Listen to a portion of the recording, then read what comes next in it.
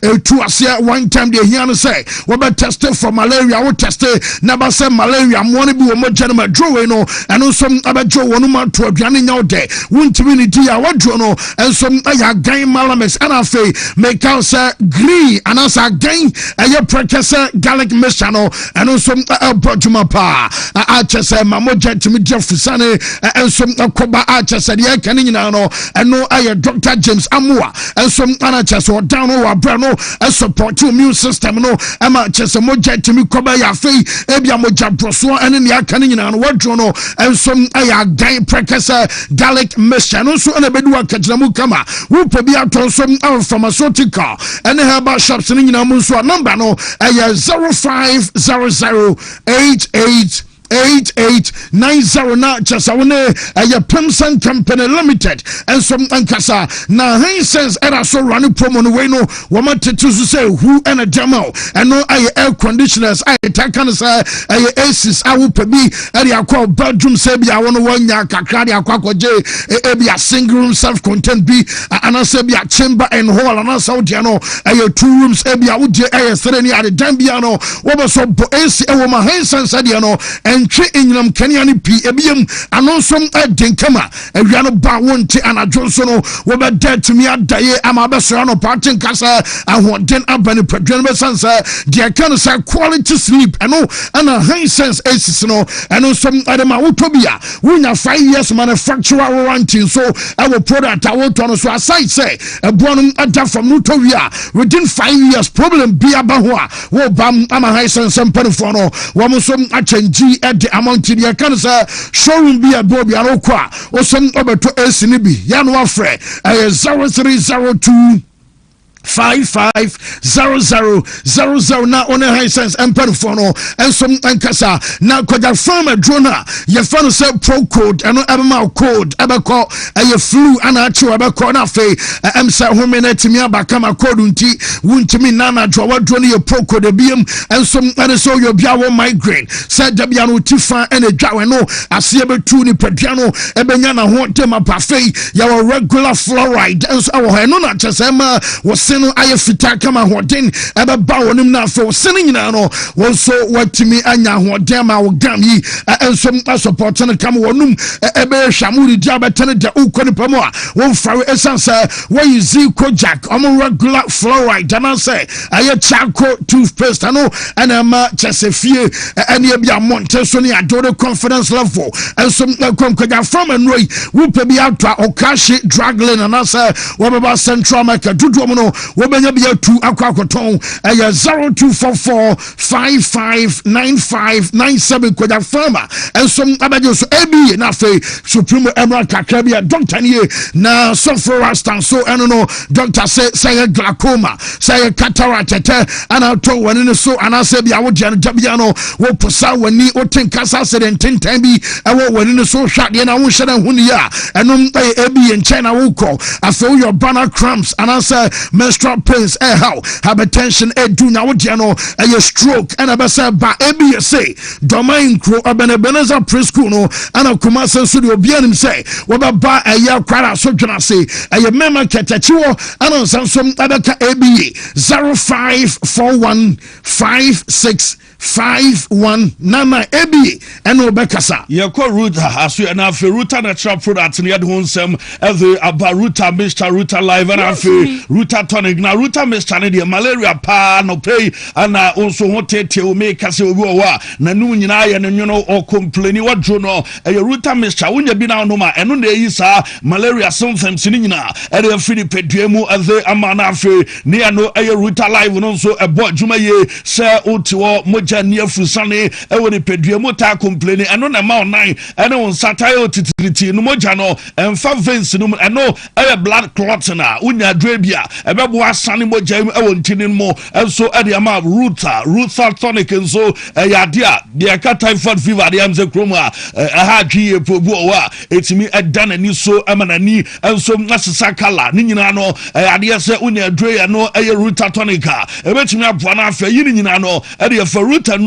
ewa dwama so oman mu ba bia wo bia benya drei ebi ato oyo oba wa fefunu o makora no fo akora ne mfia dumienu a o ma ne bia enye ye 0244485632 na fe wadim nkomo ba Herbal Hospital ana mede wani ko mede wo ko na mede mani kire wa no pe na fe makasem bi e de akire se Dr. Bana Juma wa ye ne de ano odin se dompe pa ana mu abu unai emu afitri onsai ensom ye de atodukum a chese ne wodi achi na obianu a otimi atene dompe mu e de ama doctor ene Dr. Ban no we bone specialist aba na water wajibebre e wo dompe nsemu a chese ya kase ne obi treat bone amawa wono ana spinal cord problem aba woye ho adwuma e de ama spine yi wo problem ni nyina no doctor say brain na omo doctor adwuma oye no ya bona basom ama waja what bebre ni nyina ne say enye easy kra obo adwuma na stroke achi obi ana say enam yare ni nyina so ka ho bia wosa edema obi a kura tunu nkudai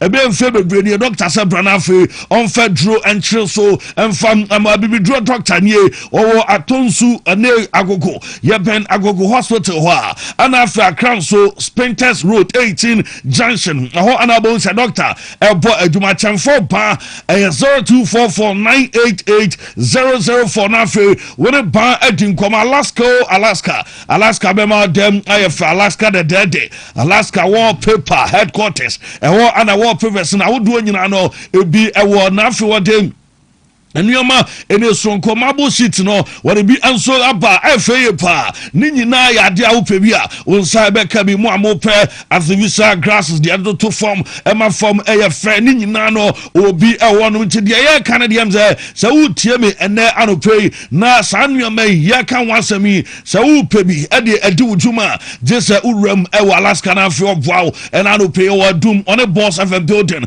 and a den me show do enkranso akra eno your circle Toll in 0554-114878 now in Alaska dim and come a power specialist Herbal Hospital yama me doctor akosua adria when you were born a juma say a fatty liver hepatitis and say near a fibroid uyam no I can say we your bar mje obi anim se wa funu ne mo fibroid ne dem we be mo wadro amana na ne yenye operation eno ade ma mami enso na juma die sronko die ni kidney o problem no so no omra na ye mame doctor akoso aduaya omo anafe emnuama enso nkoye nuano memei ne ano aye prostate enlargement nso wo ye ho adwuma o kumase fe ase bosomtwi road ewa aduaya junction o wonkan akwabenya SCP road ho anafe takrade fase o rekodo ewa na GX8 ho 0244544422 na wadim komo na Lawson beverages wo mu ana de Lawson delay man beaters diaba be ma de so badwuma udile menko senso be sesimanum na wawie brama de 30 to 45 in a minute oh bo first half awie na wa bo second half any ka in all no be mienu idiam say 90 minutes there esa wo come na you say yes wo brama we adwuma ye pa da the woman say obesa wo de titles na nuama nyina na nom adura bi wo de kwaso ne nom ye hunam nom adwuma ye mu adwuma ye afa onyama achina wo say yes wo bo adwuma ye na dilemma capsules no so no ye nuano man obu okọ afikyira na wote yawo na ni nyina mu no wonya bi na woduma ebebo na afi wo flow kama ene eboso me na ebeso kra wonte adi ensom na baba kama obetimi afre number 0248619999 baby ato draw man mu bia obenya bia to bema o problem e wo prostate na prostate no ye kanyina no e proslav ana me kan for the am say na oze odun so kakra bia na ebi akam ebu on so about 5 minutes na dun so de ye tu kwa akọ afrin kai kumase tun kai jo so obe ya me gina konongo obe ya me gina lenda do obe gina chese odie ye kon kai no be se be 10 idie oba so bia be so gina ha dwen ni na se prostate no so no untimi madwon so nhye ho enu ntini ya ka se bon ban na wanya bi kra da ade anonom proslav no koso enonom onom no na ɛyɛ ho adwuma ɛde ama true man capsules ne mema yes ketechie bema unchimi nya adwuma mpem ɛne ɛwoyɛ yawo di so toro mpem ni nyina no ɛyɛ true man ana bɛmo ɛyɛ true man ɛwɔ mpem ɛno ana wonya bia weak erection ni nyina no ɛno bɛkɔ awia Congo ointment wona mani nsan woyɛ oba san gye wona mani abosom ana kodai uba na diaper wowia na san gye body ni nyina fa bi ɛsra so ɛdema no miate wote anafo asra ɛno ano no ɛyɛ Congo ointment 0249 017101 na one natural no venture sample for enso mladin komana tabia nro no enza kroma opɛ mo ma ya bibidro enso acha tabia wa nikanya obatoso mienu because adwuma no de wo ya kyeye pa na de obetimi aka afa ni nro ho ade ama se takum ne de ememme na magye so ye because no ana emma ye din ewo mpam eno na emma ye mrane a ya saw mrane nyina masem bia wonni hini wo ba bia o ne mo wo je chesa samba ani ade a ni nyina no ye adwuma obo ewo mpam eno ye tabia takum oba no etafiri bia eye bema nso dibia eye mumienu ana mudi agro mpem enti obia lazy boot eye kama pa ebetuma match no enso matimi akoye na tabia halba mr no nso eye malaria pa obi a join this nani enso asesa kala moma ne bi eno ano no na capsules no de wusisi ne na eye ya amaman ni nyina no eno ebeji 0243686861 na wadun koma me dimafo eye Dr. Time da so wade mreto oyade so na amaho na Dr. the ebo left ebo right to emrano na make kan wasem de amawi na se obi a wo complain say ni sisi ne ya ni nyina no obejai pomam ato a jewa ba doctor so ye na obi a stroke nso de na to form no doctor say momra o de mra to so obi a wo wasem make say ma wari be mfie du ekodunum awo ma doctor dem say alternative said we na juma no sonko abibidro crotching and doctor eyuso abua kwa agogo school junction doctor me kese watena se mo amon kan so mudu poko ase amumu samayera eho ana doctor ewo 0244774282 na wadun come 3p garlic mixture anu osipa joey ana me kan for dia ma obi an sugar level ewo so garlic ma hoden ana yatwe enkan so nkaja obi o kese obese so to obi a immune system ewo for menstrual pains yenuan ukwa ficha wote ya wadro 3p stroke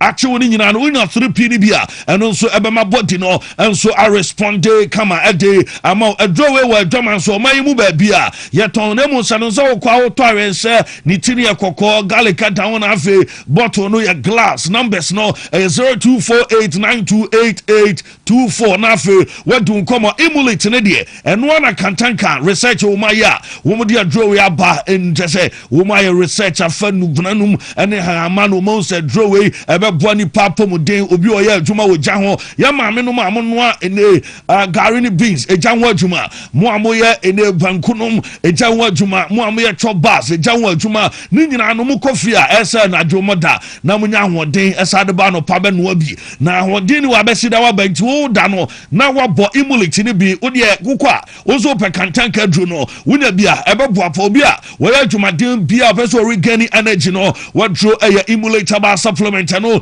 ana unya bia ebebo man mu de bia bedu bia no udu pharmacy a also pe kantanka na dro na ebo adwuma no ye bayi bi enso atimi adiama na currency de ade ba ko pe anu ye wo se enam ya de o se gono ememe mota complain ne ya na echew ya na unya bi because ade no onso be so feel enti na ade na ewo mu accident de ewo bibia mu bia wanya bia wo de unya ene adrai bi na no mai 2 in 1 unya mistake ene capsules ni bia no Sahara no eno ebebo man capsules ni mema dro bema ade uya ntimi peja no mu utimi pejam na afi boss se dey enkrai bobel echo break over ni nyina no enye ye wo de pedro bi na nom wo be hu se the skills abeyi ewo mpembesi akọ hindi halba mr no so diabetes na afi obi a blood pressure how wadro eni 024634 0808334 na wadi nkɔmɔ yɛ wie na afei fancy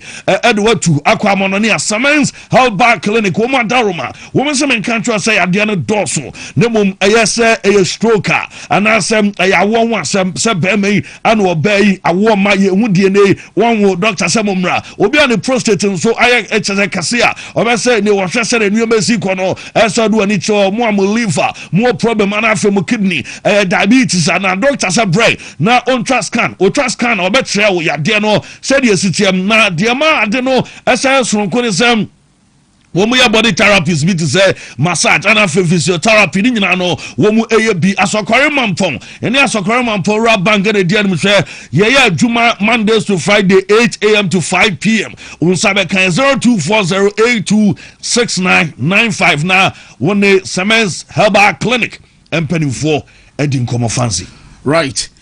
You drew your question of the day, so Yemana Yemeshe, your question of the day. I proudly brought you by Amazupi, Health Balmis Charino, Amazupi, drew infection, a drone, and only say 1 year a year, gonorrhea, and as a syphilis, candidiasis, and I said, Bimukane candida. So your banner, Unu Russia, Majau, and Aote, and you can say Bassa, I was sending you my sister cranty, Bomodian said, Junubi Pibina, one be Dr. Amazuna, the other Jasuniano.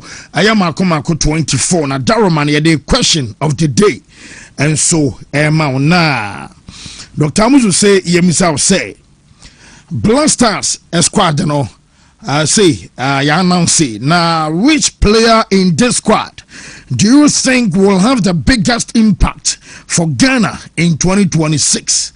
Which player in this squad do you think will have the biggest impact for Ghana in 2026 World Cup? Player Ben and our squad in Mafu say be the biggest impact. Our Benya Diame. Wo we abranche Fredo Maxwell Kobe Gold or say Antoine Semenyo and Benya impact our squad demo our the World Cup year Chris Boateng message no we Kofi allegation say Fatawi Shaku ebe show pa eno do diaba Nana Chisel as Thomas Partey Antoine Semenyo and Fataw womiansa ana wabo mu den ana Kwaku the Prince say none of them dia yakan obi ani ho eno do diaba Kwaku Emmanuel say Benjamin Asario SMD ye jini dipa obeya adwuma no Nana ya casti say Caleb Yerenchi ebeya adwuma Caleb bebe bo adwuma ye ana odiaba Gregory Animal enso treso okodiama Antoine Semenyo ene ye dode aba we Kwame Philison enso messenger odiaba Sunane Kwabe ana wose wode Efra Bafatawi Shaku ana wono ebejini din eno dode enso aba we home B messenger wode Efri Wasa enso was a Benjamin Asari and one eko ede amano Abdul Saboslai and so Chasa Kalabi Renchi Virginia D Ayapa no Abdul Messenger one no Ediaba Opon Chum Andrews so Tresa Pate and Semenyo and Woko Ediamo Muwenso your friend is Excellency Nanaya Redu Tresa Kalabi Renchi Virginia D Pa. Wo mama share 1 or 2 be na yenkomra Dan Booze say aye Barbara man and a be I'm say obeshani afi e wo tournament no Williams so say aye Barbara man and after Juliano Poko say aye Bonsu Bash Bonsu Ba and ono so dene no ediaba fei we say aye Jordan aye Bantama be kwe single no and Frank Romeo so say ofu say aye Jordan and I say Nyanke Williams mum and ono and some abeshani and Africa Dean Suleiman and Piaga and Piaga then they buy Tete Joseph I say Benjamin Asari and Ofuso no and some shiny our tournament anymore. We say Semenyo will have a great impact, says Stephen Arthur and Stephen Sono and then the buy Tete say Benjamin Asari just no so then the Baba Kakana live on YouTube no you live our Wontumi TV live also no you ten is Pito Buchiano yo na ehonso no omo about say Jordan are you and no and some shiny your friend Kobe Brown afa Joseph and Sanso say Jordan Alonso say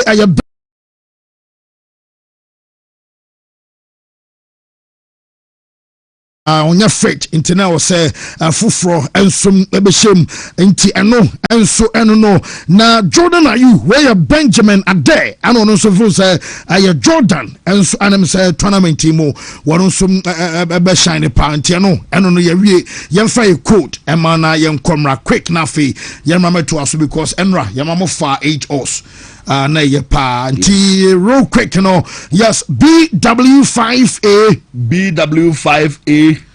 0B2 986 and here 14 O's. Good. BW5A 0B3 DB5 and here 11 BW5A 0B2 E67 and here 8 O's.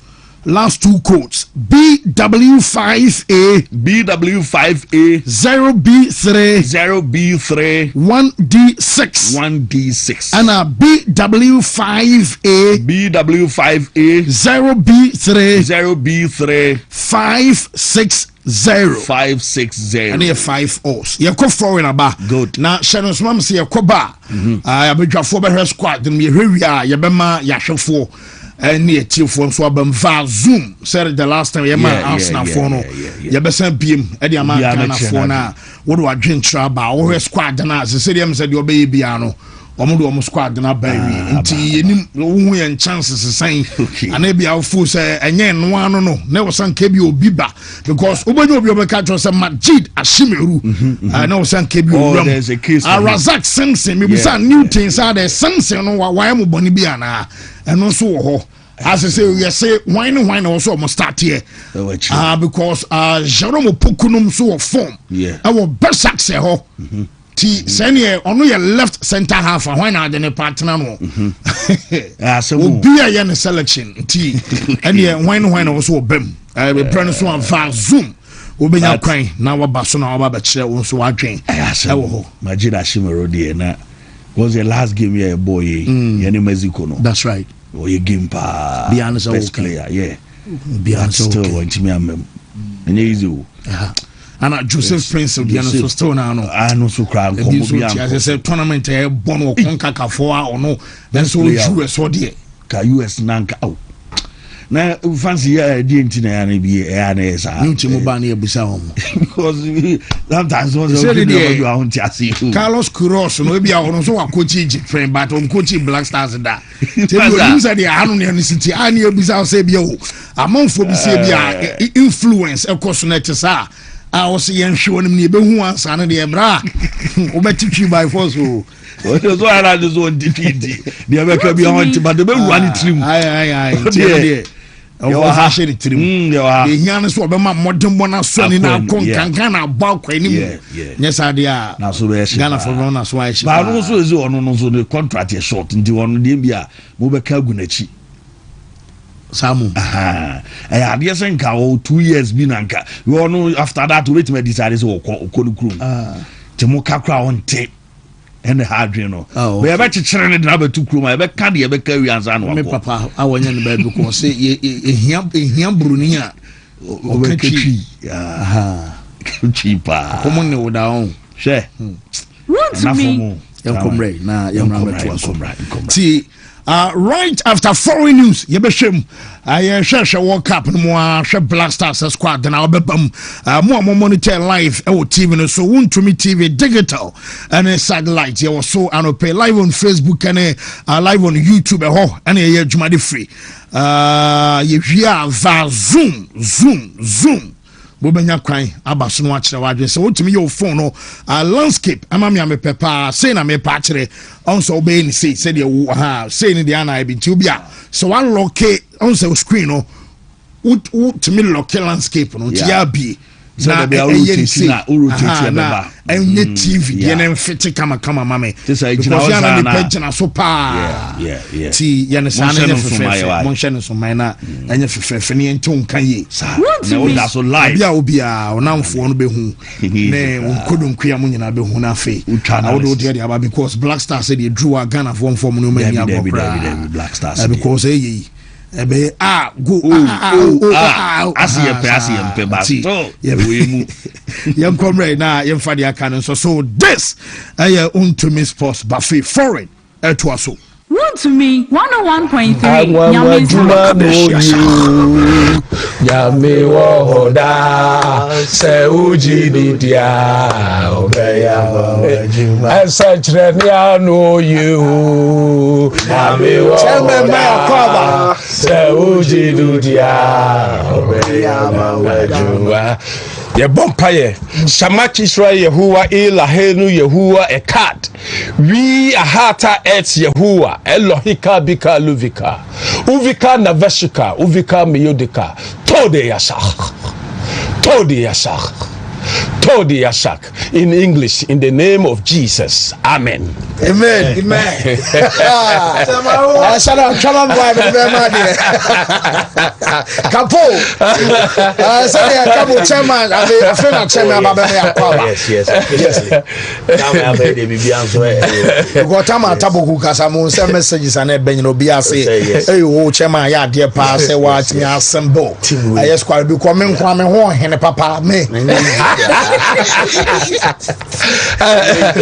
Na guess it is how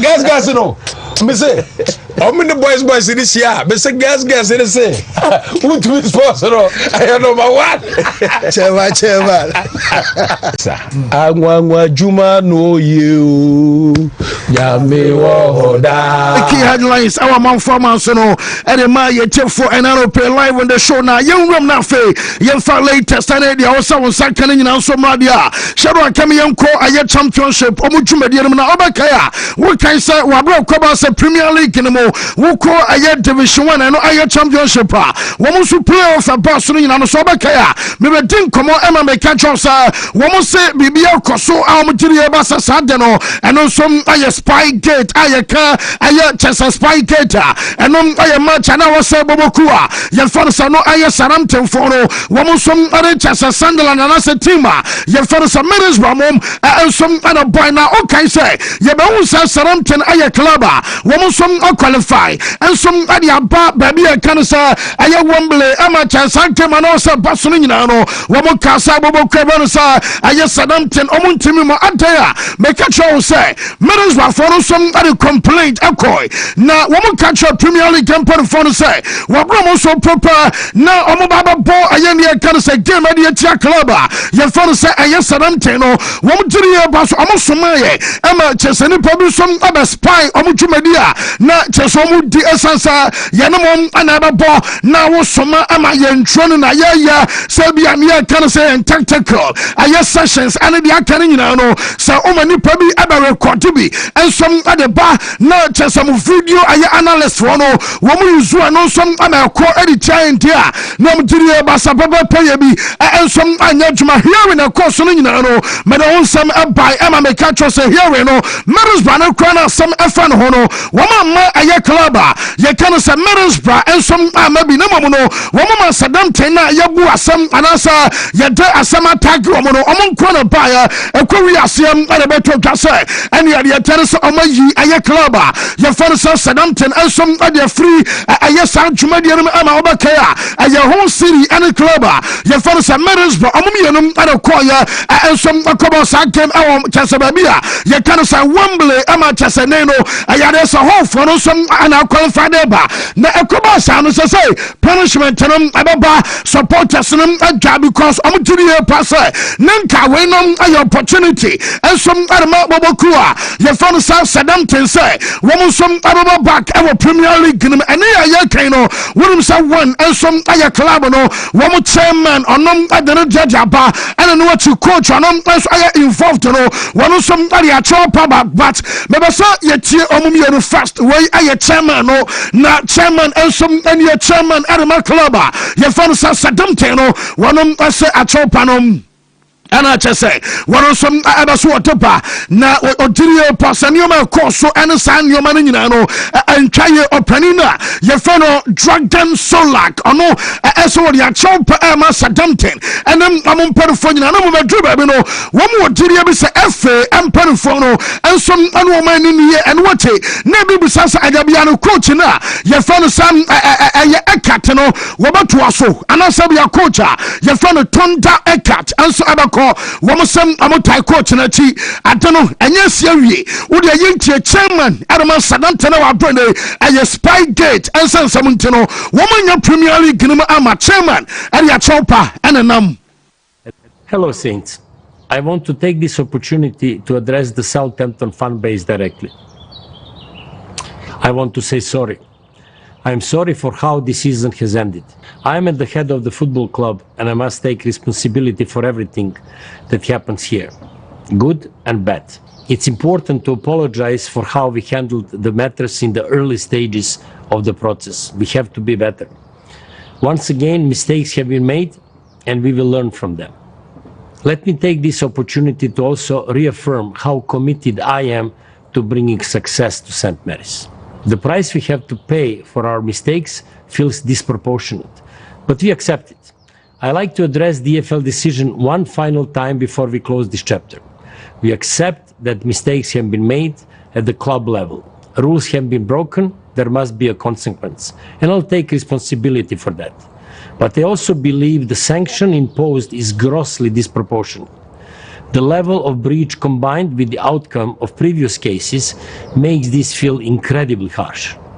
His defense as yes na chasano aya Southampton omo club na chairman aya feno aya Dragon Solak and out radio and some mu down do obaso kan nyina za obaso address aya saseme for the last time and sana woman close aya chapter na wodiri pasa that nan wasamunti ana chasana womu twabi ade atare ho na de all kan nyina sa emsa ebiasi pan ama sotwe a yare ma safo no na o de toto mu de hu a ana ma omo kan so omo dia na anu ohyedodo omo dia yi ensom aye hash na womo tutum samra de ye satemra wobi betimi abumra no so anase bia mra no wobi betimi afale faro but ebasa asotwe no ye dia no de no nti amoma ma bia playoff anko bom ma Premier League ni ma na so tiri pasa no ana manioma ha dwie pa me na chema no ensom adre sansem eba coach no de medical dia to no sa Tonda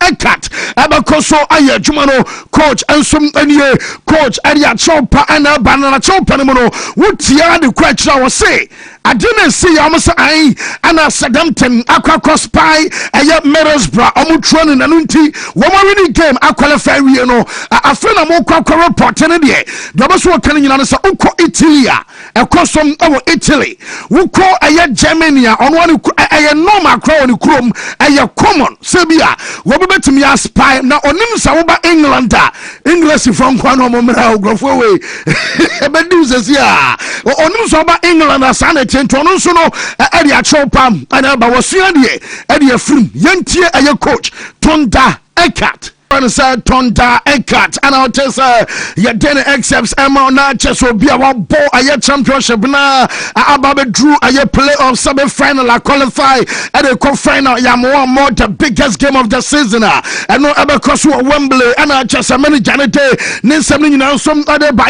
Arsenal na unim say manager for some Mikel Arteta na me catch us as say no one I was say because said the manager say built aye Arsenal and baby do mababa no wakaso pabibia omoba ma simple cry na me no kasa no enwa ne ka strike na sem ena no pomoba so mo chese baby akwada na fansa Gabriel Martinelli ensom adano na chese left wing or ententeno no awose wo mo shawo kena baby aya na chese akwada dane trosa donom adandomo ho ensom wadi free ni na no manager no som ama Arsenal emperifo no ensom aswa tese ayo position ba ko I was say omumia hopa we be call club bia wo ye adwuma hwe bamunchin bankum Luis Diaz no hwe Barcelona bankum wo mom awo Chelsea Rafinha na ye ka se kura no wo msan de Anthony Gordon e de aba we be hwe Madrid e bankum aye Vinicius oba aye Chelsea Arsenal aye Martinelli ɛne Trossard oko PSG ɛyɛ Kvaratskhelia enti ɛwɔ sɛ saa side ɔno mo hwɛ na afei wɔn so miem adeɛ mensa ka no sɛ mpanimfoɔ no nso ɛbɛhwɛ ɛdeɛma no na Andoni Iraola wokae sɛ ɛno no bɔtututu ɛna mede bɛto dwa sɛ manager no kora deɛ ne mede ka ba running stories ama maka kyerɛ so wɔ se were disappointed sɛ ne agent no ɛmfa Liverpool dwuma ɛma no ɛma mebɛka sɛ no nti no wɔkɔ Leverkusen Germany ɛkɔdi nkɔmmɔ na later ba sɛ ɔmde adwuma no bɛma no a yɛsa de ba last week ɛma ɛnwo a wɔtɛ sɛ meka sɛ adwuma no deɛ ɔno ane wɔnya ne mmom deɛ aka no nyina no sɛ announcement ababa no mete sɛ ɛmsɛ club to club aka deɛ ketewa bi ɛwɔ sɛ Liverpool foɔ no wɔm no Bournemouth ɛnso awie ɛnyɛ adeɛ sɛ saa de no ɛbɛtumi ayɛ stumbling block ɛde ama manager no move no ɛyɛ den a ɛbɛba so coach no no ɛna ɛbɛbɛ coachi ɛyɛ bɔbɔku a yɛfɛ no sɛ Liverpool ɛno deɛ mede aba ti mensa nkɔɔ biom na mmom deɛ ma metakyɛ wɔno no story ɛna nɔpɛ no sɛ Stevo nom ɛne kyɛ sɛ Liverpool foɔ no ntiɛ wonim sɛ coach no yɛsɛ wɔde ka bɛki ɛyɛ request ɛnso ɛwɔ Liverpool wɔ sɛ wɔpɛ 3 attackers ɛna 3 attackers no ɛne obi yɛ akɛkɛ o wɔpɔ mu Amerika basa yɛbɔ atoɔ sɛ ne Liverpool foɔ no si bɔ wɔn bɔ na obi atwam Sadio Mane bɔ yi fa ɛyɛ benku so ɛhu akɔ ɛyɛ nifa so a Mosala ɛhu ɛnam mfimfini a Firmino nom so ɛhu no yɛsɛ saa na coach no epebie ensom our Liverpool attackers no we make a sa request emu miensa and we say we here our club no na say we say cancel so sa won pay delays I want the transfers emu na bia wako player no atena ho na drag dabi won pay to say ayi Isaac Mudi bi dabi on pay delays kra wo munya no ntente na mu ya no wo mo som emfasa nkoda ne mra na Syria no pem de betu twa say Thiago Alcantara eyobi ageminya no say wo betimi adjoin eye manager no backroom staff no wonim sa sources our Liverpool omo de bana wo mo so mo kan nyina no say enyan koso sa wo mo no obi ya ni nkomo na Baku Claudia, woman Tessa James Milner, and now you boss who are retired from football after 24 years. Our professional game, no, yes, I'm a Liverpool Casa, and I just Samusande, Thiago Alcantara, and some other Abasosona, and you cry, woman will be in Comasabia Nipano, Abaka, and your backroom staff and Hoa, and also I am Taba Shadrach, Mammy Ellen Holland, and some Ashatana, Yadiaman also when I am match one set.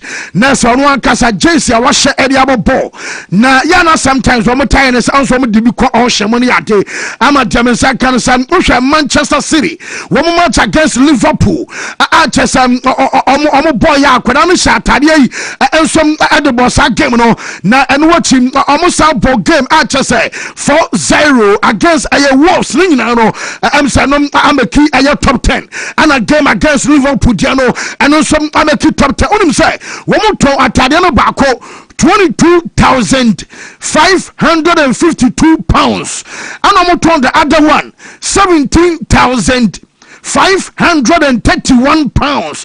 And tonight, yes, Ellen Haaland on Kwa, and I'm the only footballer. I just say, will appear twice.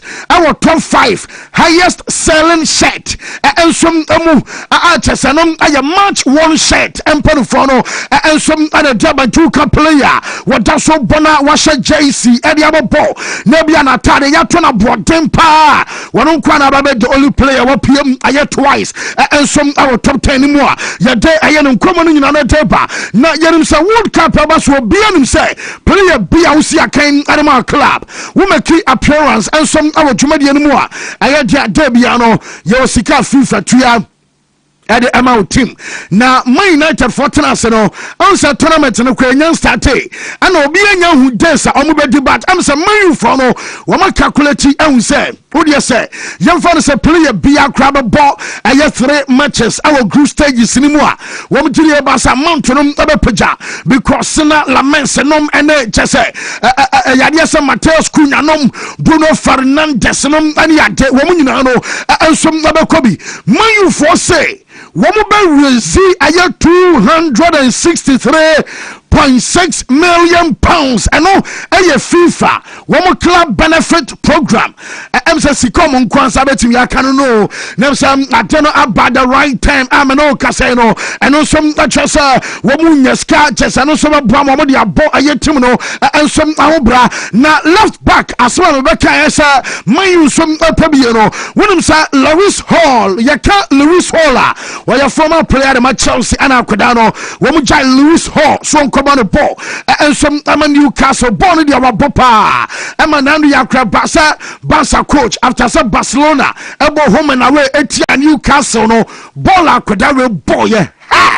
ne Barca for cross wo nyamo pɛ me no ka sɛ Man U enso upper boy no but metesa Newcastle SM ebia nei no wo mountain crowd here around 50 million pounds enom aya amount a wo mo be demand ansa na boy no be kwa wo no enso akɔ and watch Manchester United enso Alessandro Tonali enso ankomo no diamane enkomo no enya nkwari mu ene sɛ sa mo kɔ ye Newcastle say boy no bo aye 100 million pounds na 100 million pounds no Manchester womonte enfanto player baako enfane mase say aye kasentinya de say eno som aye dula eno som ababa so na Man City for no Jameson kan say Enzo Maresca will be yarum sa fanao de wonom ana baba ye dwuma ade ama City team no metisa on Pep Guardiola omudin komo pa na komo no aye players a e wo say omuste ɛne mpo ebia sa Pep ɛwɔ adwenkyerɛ bi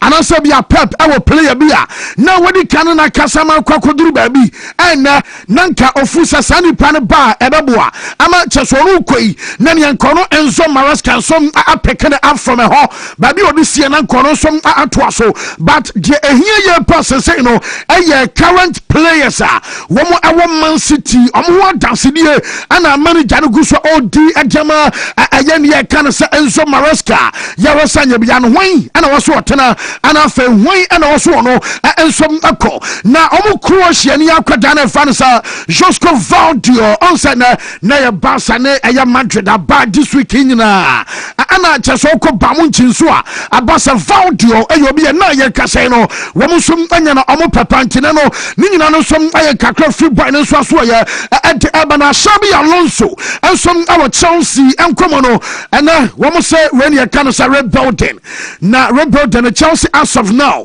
SM amuntis kan koto goalkeeper bia na Mike Pendes am be kan asem Chelsea wonom akron our Strasbourg no Mike Pendes ebeba na Pendes ne ba wo ba no wonom enso aye contender so be number 1 choice goalkeeper ediama aye Chelsea wo team no na Chelsea no Robert Sanchez and ebe pre and say the last season na Enzo Maresca am aye Sanchez number 1 no and the other counts yes is wo eduru ba bi omo ba no wayi bi no wani age ba ko fam no me yes unuani akwada no ensom ana be pre and say Xabi Alonso ejiri ba sa bia wei amodum bo awosoro echa ne yonko dia na ne aduo no emodo mo pagya no wono nsom anya sa no do no nsom ari adam ene ye one ana ba no makukuraya adena kukuraya yaka update ne mo adi akyerɛw wo bia pe anadia Madrid Barcelona chese Atletico Madrid bia ama Man City mu nyina nso no ensom agya beba bamu ani adena yese Chelsea for no say woman set price in front of boy so because ye can what assume our contract until 2029 and woman quote amount in front of boy so but woman more pen suit testing in fusa we get around 50 million euros aqua Chelsea for no abeton boy no and some jamau and we one and after ban center back na Xabi Alonso yes one in phone you agree say anya hwe crowd here 2 players say woman ayen ye kan sa ready made na ready made no 2 players no woman ba Chelsea omo be start o say bia nipa ne midfielder say bia oye striker say oye defender oba I was so started and no fan say ready made for no enom awo ho ana tosen adara bio tosin dia no wo se ne omu nya mo na mane se omu jane kwan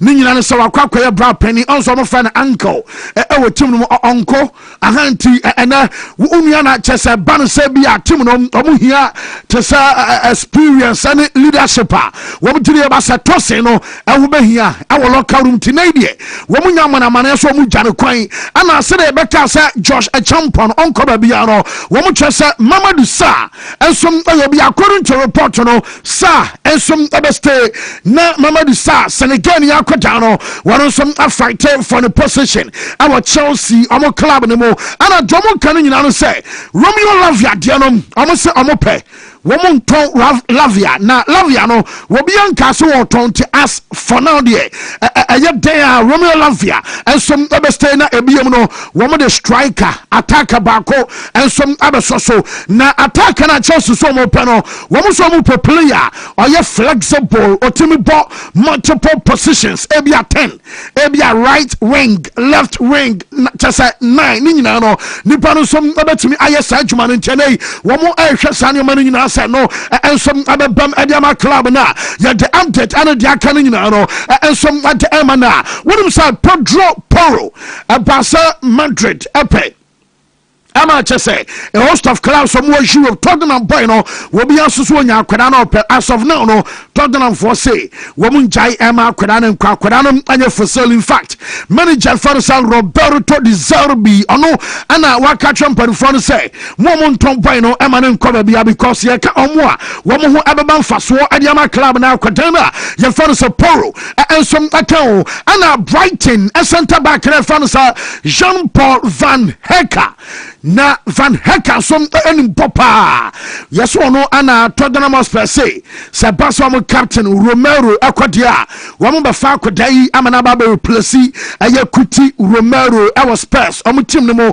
na Romero kwade last summer na nkoko no mo dada na de amband eman makaunsem pinano ensom ade achonti Van Hecke wono ana se so mo twen say wo mo de aye boy no som ababa be shem ade ama team na ye de aye san komo no nyina no ensom ema na no pe e wo show no so na mame Robert Lewandowski medical dia betu twasa Lewandowski no farna bonchi e wo sukuru salakoglu wo mo sem omo penena presidential candidate na mu bako wo mo fa 2-year deal na 2-year contract wo mo dia ma Lewandowski no wo mo se bra penny chepeni so obaba omo be ma no aye ne e kan say 20 million euros and amount season biano one some ebetumi aje and is a kobasa be a player no one some bought to say bia 2 seasons crown some and the so dia then you just a player fans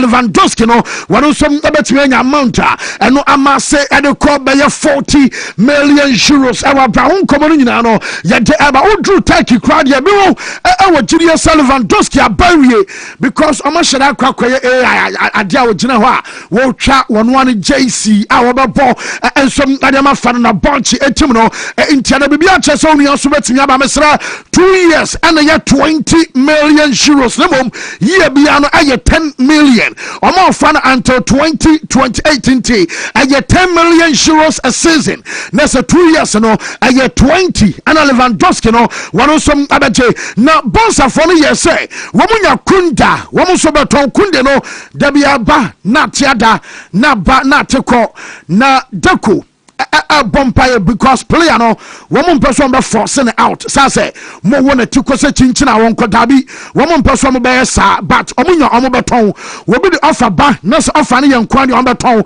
woman timi ton dia and ye Denzel Dumfries no Barcelona ebe push high because make us a 25 million euros and a Denzel Dumfries so na omo be so omo che say sekunde ewo ho a Dumfries entimi ma emane nyeye enteli Sentempano, Wamosha, Nomoton, Ayakundewi, and Sarah Dumfries Ababa, one of some Etiana Samuvno, Nafi, on some Abba, and I update, and also free at the banana peno. I was sure also I let you come Madrid.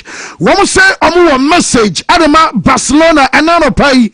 Na Emra, woman a similar message abai, and then Tuesday, and then so I'm saying the same abba. Na where your club no, Yamana mi bomb tirimakaho. Na let you go for say, huh?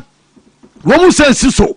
Say, Julian Alvarez no woman dane so pa na nyame adama next season wumpo Alvarez ebebo e de ama Atletico Madrid se wonti ase ade obese oye ne ye ana mebeka no pesa Barca for 100 omanya ntuma wo mo senkenu anu no wo mo tiri ebasa between 120 ekosi 125 million euros awon de Barcelona betimi opushia drew bat sa close na eham say the moment tabi obi Edison Mountain Babano, I was a boy no and a club.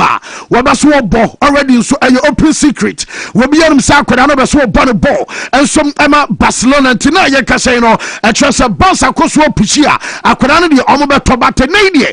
I let you go for stone on Yamama Nesses, you know. I could only be coswo ball at Yama club now. And I update by one seminal yet the emulator for latest our player. Your friend of Bernardo Silva at the enemy Silva.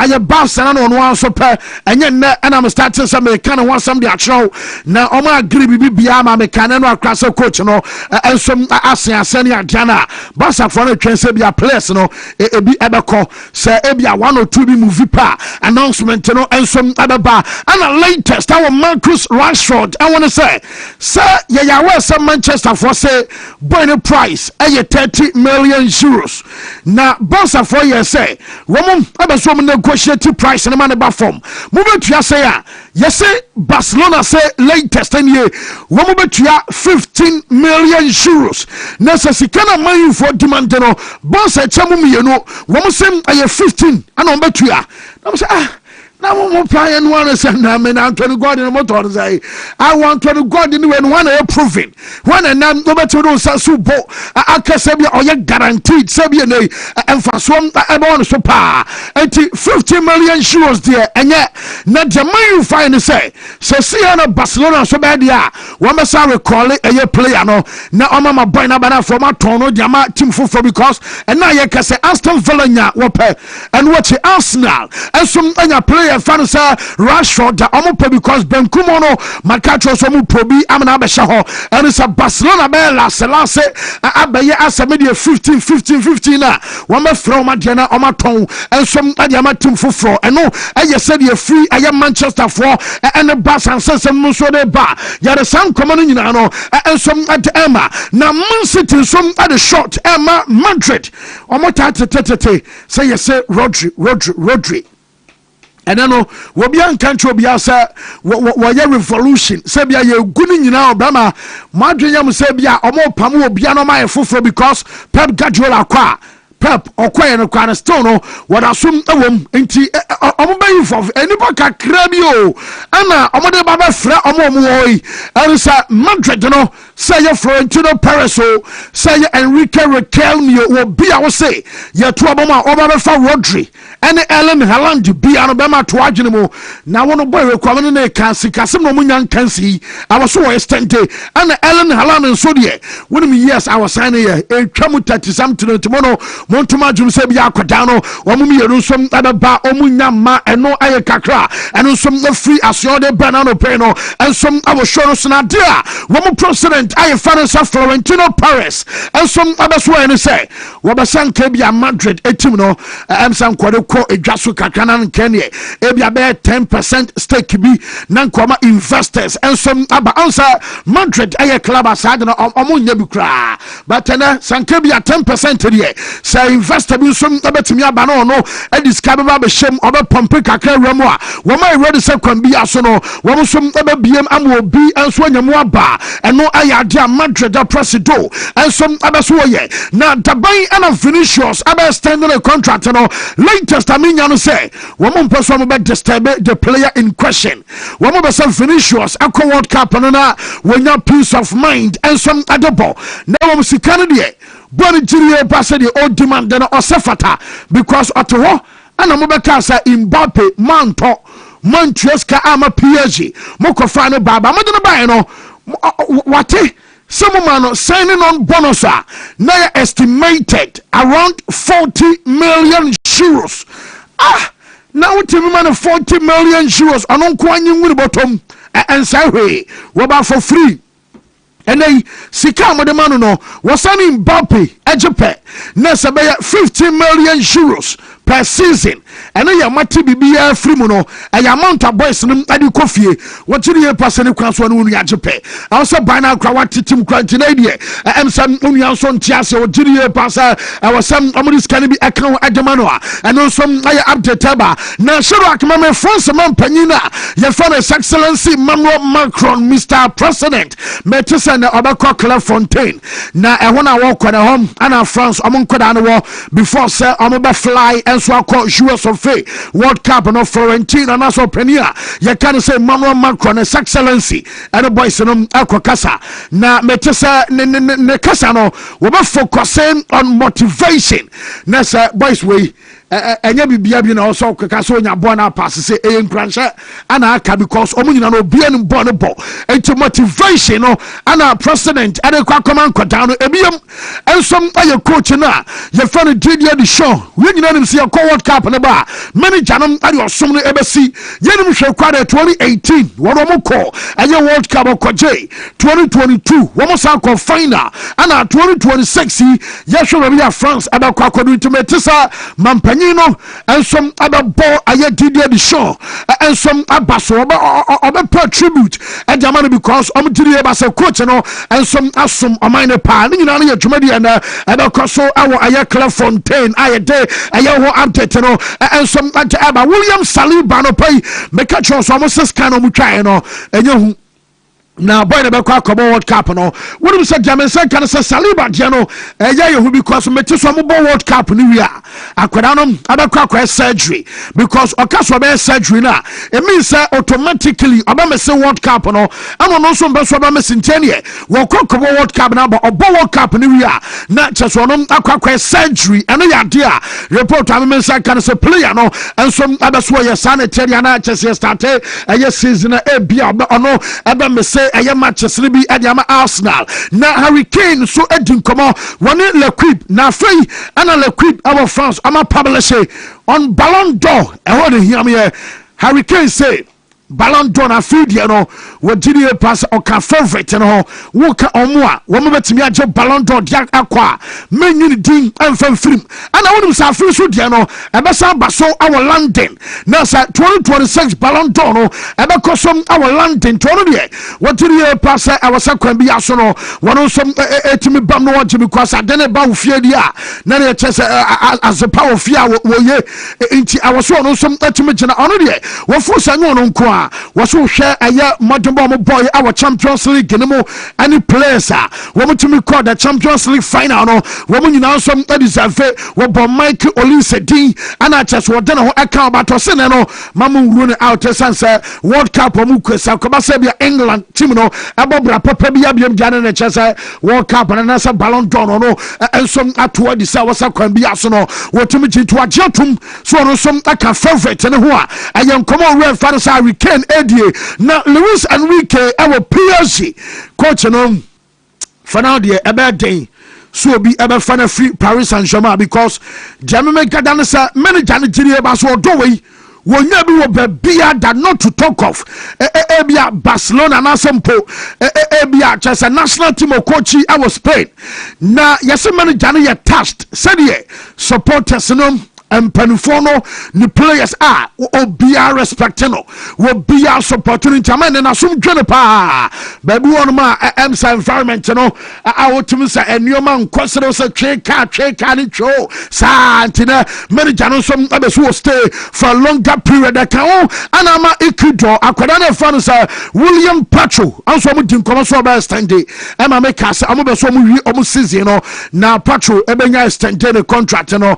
ensom Jama Paris Saint-Germain William Pacho ebenya piapiem ensom adiama PSG ebobo kono abra no pai no and some aye kakre free Balize ensom awo shono so aye yemfensi na afia makwana bedwa from na yentoa so Black Stars yababa so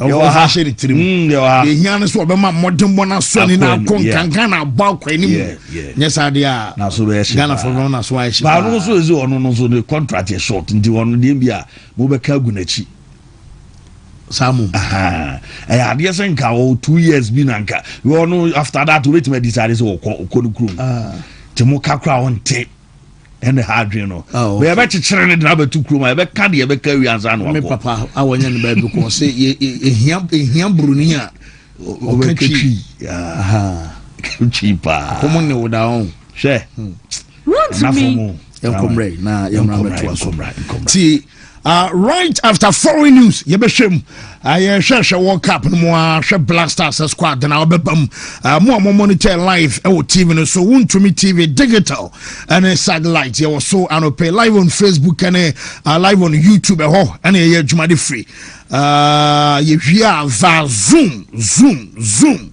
bobenya kwan abaso no akere wadwe se wotumi your phone no landscape ama me amepepa say na me pa akere onso obey ni say de say ni de ana bi ti obia so one lock onso screen no wotumi lock landscape no ti ya bi na be rotate na enye TV ye na mfiti kama mame this I tell dwumadi and anope bia no ye be ma mo kwan va zoom mo be join it na onso adwentra wo e de fa Black Stars de Boko now so Erade adom kakra ehye de oh yes ya banane ya buy Black Stars time and then so more friendly game we be so Ghana Wolves 6:45 yes and amo ball a game no see so I think say for a no sa game no na be a proper assessment game for colors carriers free so be for a team no the first official game Obo at the Amade Ghana Black Stars will Cardiff na me aduma na it will be interesting the first starting 11 you better discuss it what the team should look like what we think he will do on say two different things ye benya ya adwen said you feel said the team na was say city any said your muye training no so no said the team university ahead ako so we are looking at all of those things today at the amount squad ne dey catch them say 28 na aba na no more na 26 be free aba so I was really surprised people were still waiting for Black Stars collapse because 5 goalkeepers they na dey mutu na be conchain then prebiba na outfield players ne buba kwa bishim then unfortunately Alexander Jiko eku pry until they needed to bring in Lucasen so no ba be fiti then ya ba be hwe every single department where we believe our strength lies going into the World Cup the options now ya we dey ekutaye no it a defense we aba be midfield nya her attack na afie yi ni aka ni na abom ni nyina nya fair idea of what we should expect going into the World Cup but let me sound this first caution enya ne bone so but yaw susuma our expectations around the Black Stars in Penya Nkosoro I didn't see you see ye de no kre to no pa o compare teams e de akọ World Cup in terms of players in form any baby omudi free bar we and a form 2006 na Stephen Appiah form to say na Muntari form to say ya what them no the free system no that time it was coming down na Samekufo na stage and to say 2010 Wontumi yeah kono ne Ghana akwaji 2009 under 20 World Cup and ya omeboa most of these players had gotten good moves to good European teams Rabiu Mohammed Dominic Edia they were dominating at the youth levels but even the mainstays in the team and then that season Anna Kevin Prince Boateng ne Portsmouth in the FA Cup the form was good Anthony Annan you've seen all of these things John Mensah so this is the least formed Black Stars players are at least more caught into the World Cup so Obi agitated and Abibisa you should bear with him. I'm not saying that is what is going to happen at the World Cup. Say, there are expectations from there. Results in Nkoye. Football there. This could literally be one of our best performances at the World Cup. Nobody knows. It could literally also be one of our worst performances at the World Cup. Membre, and in Krabia, and a betray. But you see a shame commonasi ye pana. I am there with a certain video I'm a chance upon. Christopher Babozu say Shadrach Mubenyamaya ana mepe whenever it gets to big competitions like this people relate to where they come from. I was in Ivory Coast for the AFCON 2023. Douglas Nene see a kind of Mali national team. Now, you won Ivory Coast. Omun is a guru. Omun a free Abidjan. I think the town near a hotel on the one. I want to remember the name. Baby Anagana in Central for anyway one. That was the same community. Yupugon. So Yupugon a larger community. Yupugon hona kasane hona droba munina mubobo the free buy. So ka Yupugon because Yupugon te say bia waba Ashanti region, which is the whole Abidjan. Maybe a Yupugon ni Kumasi. Emu tre. Town musupa. So most of the young talents are munyini for the Ivory Coast national team no. No mufiba. And Mali, normally mobo no Abidjan. Normally bono the northern part. Boke ho baby na money. Ivory Coast money o mama kane Senegal bobo bi o ya muso kuru kakra. So no mo me Abidjan ho baby ah. But this is what football stories tell us. It is a video ni benye be shut up benye be is all over the internet. So oh share the real a city tier. Douglas Nene after elimination from the African Cup of Nations. So say Cote d'Ivoire the year film. Okay, so she go crowd and celebrate in that game. Oba Yupugon. The area no. Emma ebusia phone obi bia wiem obi atugu no so Douglas Nene aba, Douglas Nene aba, Douglas Nene aba. Yeah, it is not because of anything. But the beautiful story of how a player like that went into the AFCON playing for a different country. Ewo cry a one also. Esa koshia cry esa one also. Esa so the boss aso to atenem. These are the beautiful stories the AFCON gives you. And it happened as at that time. Only say Bissouma cry related to Ivory Coast. But the able Douglas Nene, it is about his ability to understand and go back to the root. And the Masadiano, Emmanuel Kono. With that storyline. Now, me hear Christopher Babo's video ni dia. Na mabusa me a lot of questions. He said, how were they able to get their coaches and all of these guys? Say omonka bibi and fan because this is the first time Christopher Babu so echo the World Cup. Yeah, what do you know what the video tells me? The video tells me 2 or 3 things. Nyoma me ensa ni the edi kan e chem so kai nchi. Ya what the me chena se no. Number 2, apart from say video ni say okai ninchi no de tosu mienu ni say onfa akonya we a wanya say okobo World Cup ne fa nye dey eni agro ya what the mention as no. That is the second thing. The third thing is say or appreciate in conform play a massive role and want a life mu a ene wotimi abobo na drum pempen so a Ghana Black Stars etimi afre no so omra no bobo bi fama wo mo and enye ba bia so mo de ne ko he is going to the Mundial ya ni bibia na koda ne boa. The highest level of football e wo kromo ase no e ye so bi benya akonya etimi about the World Cup ni bi. And I think bibia cemented the fact is say the video clearly shows what it means to him and what he wants to achieve. I wish you could get the video to watch. I'm working on it. Said the bear Shadrack and Sabetimaka video no na wetimi ahwebi ama nyoma etimi akoyi ede ama womo. And I think it's a beautiful one. I central for woman the namfo for nyomu sisu wom. Ni coach odi kan coach in the first. Wow. Ewom. So ni nyina a storyline it makes you so much beautiful. So oko na utimi ko Samuel Okra posti. Yes. It is Shadrack. I've sent you the video.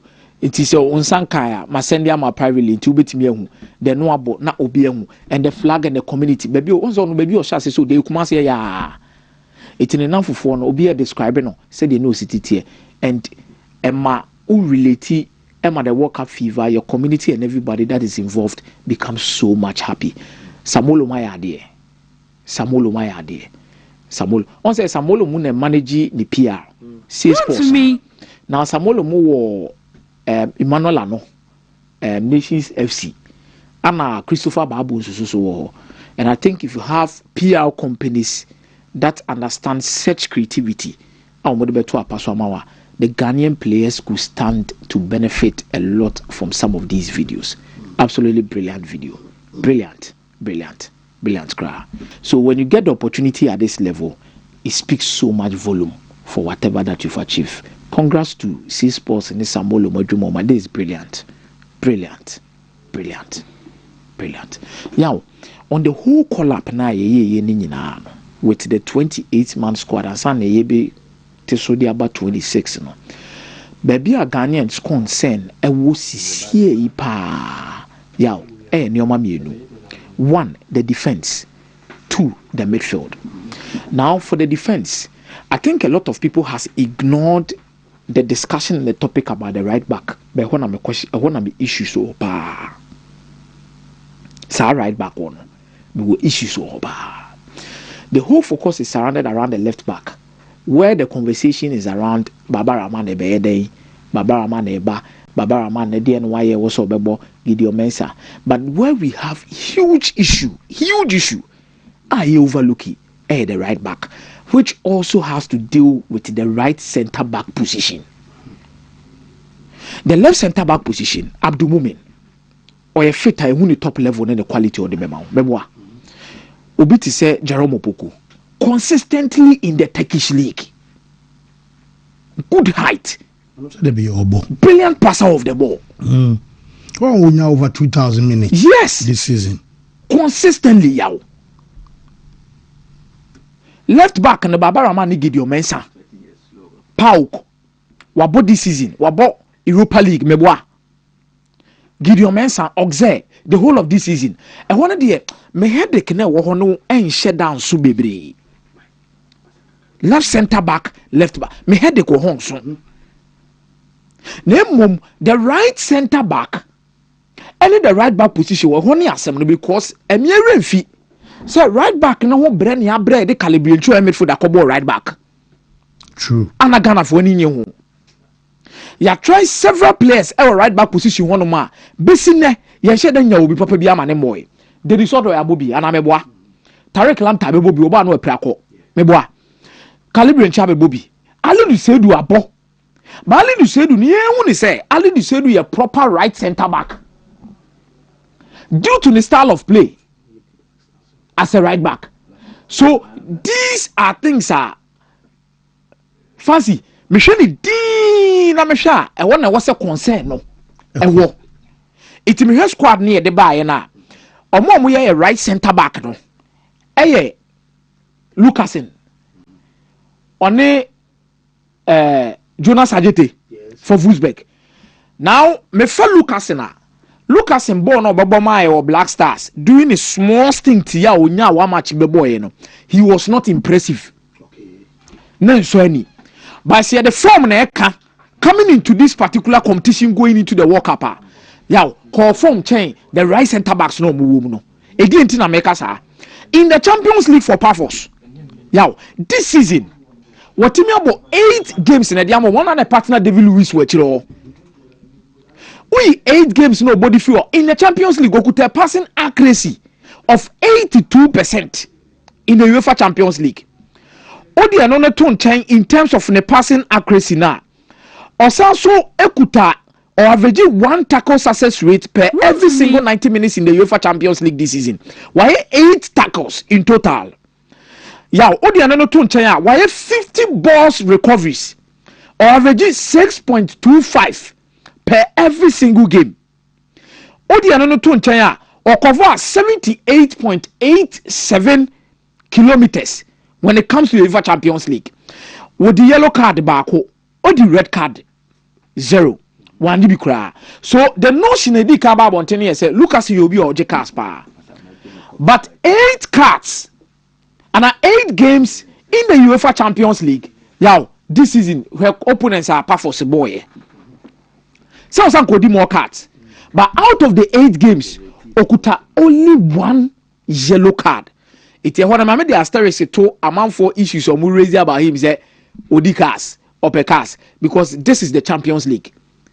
Then you go and look at Omu League or Mobo in terms of Pafos. Any Omu group cup games no Mobo in terms of Pafos. They will understand the influence in that Pafos team or Mobo second or third to Omonia Nicosia in terms of the Cyprus League. Iti card any Cyprus League in the Cranton just say in Tebe League. Now let's talk about the Champions League. At a level where he played 8 solid matches with David Luiz. Iti can form na kede kan. Any performances were club. Emi say ka Lucas in addition, ne kwasan ki esu bebre wo ho. Na mum Black Star ni mu no. Lucas in enchre bibia say right center back no. Obetimi abo agesa position esi na so. Okay. Number 2, Jonas Ajete. Oko Wolfsburg on more games bebre kran farmer or mo yawo. Yenim Jonas Ajete from Ghana ha say. I will rise you through the ranks of Brekum Chelsea, FC Basel. I know the anamwa kwako piemu e Wolfsburg. The last few games awabono wanya penalty no twa. Wan twa ontimi cover spaces. E dey na Jikudima ye kire won man dem soronko as right center back we mu mienu nyina ni bi. Jikuba the ability to read tokron did the defense on ma fit into those spaces and do clearances. Number 2, the leadership qualities. Number 3, the aggression at the back line. Number 4, the quality air taking in both boxes. Set piece or defend it, set piece Jiku attack. So at the right center back, say for Lucasen, for Obiti say Jonah Jeta. In terms of the aggression, who do you remember Lucasen kakra? In terms of covering spaces, who do you remember Lucasen kakra? But leadership at the back line, taking both boxes, set piece defending, set piece attacking, any kukrum no. Di mehwe nipo be start e that side. Obetima ka se Kojo Pepra so betima abo the right center back. Yes, I agree. Ono so ye one player, yenhwe ni din. Ba na mehwe height kakra. But you can complement Kojo upon with Jerome because Jerome or height. Abdulmumin so height and Amebwa. You can complement the two of them at the back line. Yes. And I think in recent times football cratches sometimes two in height be as a center back. The likes of Lisandro Martinez, Moni Cristian Romero mo height ne moroso. Ne mumu de omugina chiro no so munya adwuma na. Ya ometima ya ma kama. Then the right back position and one Marvin Senya any aludi Seidu. Going forward, I think the Black Stars in the way they will set up with their system and shaping and then I bet you. But see a call with 4 back, Kamibusa will say, what does Ali Dusedu add to the Black Stars attack as a fullback? Marvin Senya, dear no the backup Black Stars attack no as a fullback. See a call and fullbacks overlap it. Fullbacks are also almost stretching the pitch, no money holding the width. Am I a wingers in it because Obi ball with Semenyo on the right hand side and Obi ball with Semenyo on the left hand side. Adiana City for ya dear pioneer say Semenyo did not become a touchline winger. The best way City got a lot from Semenyo because fullbacks no overlap and no ball anymore. Semenyo no more like an inside forward closer into the penalty box, doubling up with a striker. Maybe akwako biem ama akwako ye bia 3-2-5 ama no so akwoshe mfifin obi no etimi abobo ne dia to net. So these are things you look forward to. It's me hope our right back and they said the right backs we have, they have enough quality to add more to the attack of the Ghana Blasters. I don't think so in attack. Then you look at the right center back. I don't think the ones we've picked have enough quality to do whatever Jiku Ayadema to come and replace him. Obia unique in his own way. I'm not saying they will go and flop. Who knows? We went to 2006 World Cup. Abra ye Sami Tuga in a free team. No be saying ye. They brought in Habib. Obeshemu Bobo ne kama. I'm at the end of the day. Obi akwa busa say I didn't need Italian fanamo. There are several players who have come into the team or proving a lot of doubters wrong. All the way to 2010 AFCON squad no. No me can some level ni do sa stage. No, I'm saying say you call AFCON 2010. Same, you can say team no more. And it is football. Anything can happen. Dependent on the system our coach in the person here day. Because here tiam kwan command here dinane say otua do okuta good players but ball no ntimi hihye mu yana mebwa. So if you believe Carlos Queiroz is a good coach, most of these players are players otua do na dey omo ye adwuma na mebwa. So onso show omo ye ni ehunu ba bi obi ahoden ye dey. Ewo ni form omo ni ehunu say dey be city akọ. I'm just not hopeful with your right center back, right back players are form, but it is football. A bit in the middle of the park, one more partner. Your question back one year busa de biani say Otuado was too rigid in the middle of the park, no on time per central progression. It will be to say Thomas Tepa Tennessee, de biano mobo, or ye part of him, no the Elisha Sabe peso. meaning more aggressive. It is interesting to understand the kind of choices Coach Carlos Queiroz will love to do in the middle of the park within the combinations. Will you go for a midfield 2, double pivot? Will you go for a midfield 3? Maybe so you mupa dia. Ye team ekuta ye come midfield 3 abeboaye. Na mum ebi a Carlos Queiroz me any training dinner. Or ya pe the 4-2-3-1 with a double pivot. Okay. Meaning say or no be prioritize technical ability over aggression or physical levels. So core physical levels over technical ability. Enya me surprise. So obetimi abo parte more advanced. Abo Sibo, abo Elisha nyina wo bedo. Enya me surprise so core for more technical. Obetimi abo a double pivot of Thomas Partey ni Elisha no aside the calibration and Augustine Boacha yede. So it matters with how technically he will look at these players and use them in terms of the central progression. If he decides to ignore that, that means wings one, Semenyo, Christopher Babosu and the likes would need to prove a point. But Jordan Ayew is going to his third World Cup. Jordan should be the leader of this team. Okay. No matter how wrong. So I love the work Kasa Enra. Say a man for a boon team this or more surprise a lot of people. But Kasa ne the Enframa. Let your actions speak louder than words. To be some say squad the edikwe. Se me kase me ratea over 10. In terms of Mimi hopes ni bibia, me squad we be 6/10 going into the World Cup. Okay. Wo meza me da say ma yemre na fe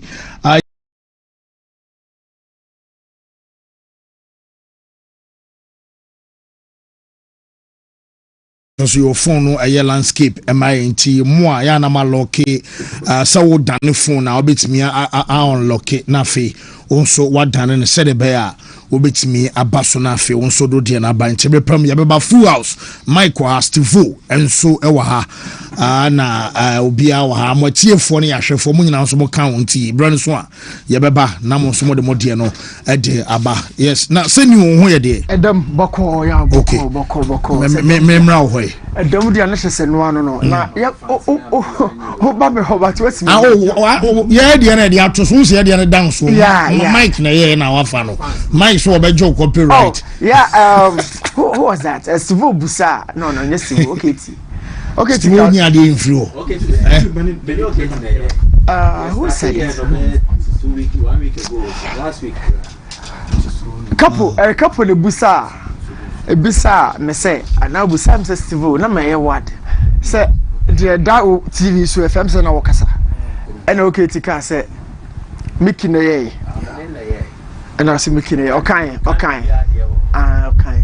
why don't see Mickey but me and me who no somebody to group na me fe I don't know video one water market Wontumi sports no boss na me fe so listen about already Meza starting come no so you to assume from free baby Meza corner it's the Blasters again and topic in the bus say and I say say you breaking feather and ma Ghana for you who baby World Cup no possibly a bit of could do but looking through the squad surprises say we and the usual call up and so buy but there is so many attackers and a koi I'll be taking a point on that but goalkeeping department Benjamin Asare Atisgi and surprises behind Shada Amba or back defenders and also so the record is surprise and can we say the record upside is a surprise and your surprise and family and your surprise and family Gideon Mensah happens to be a regular member of the backline Senegal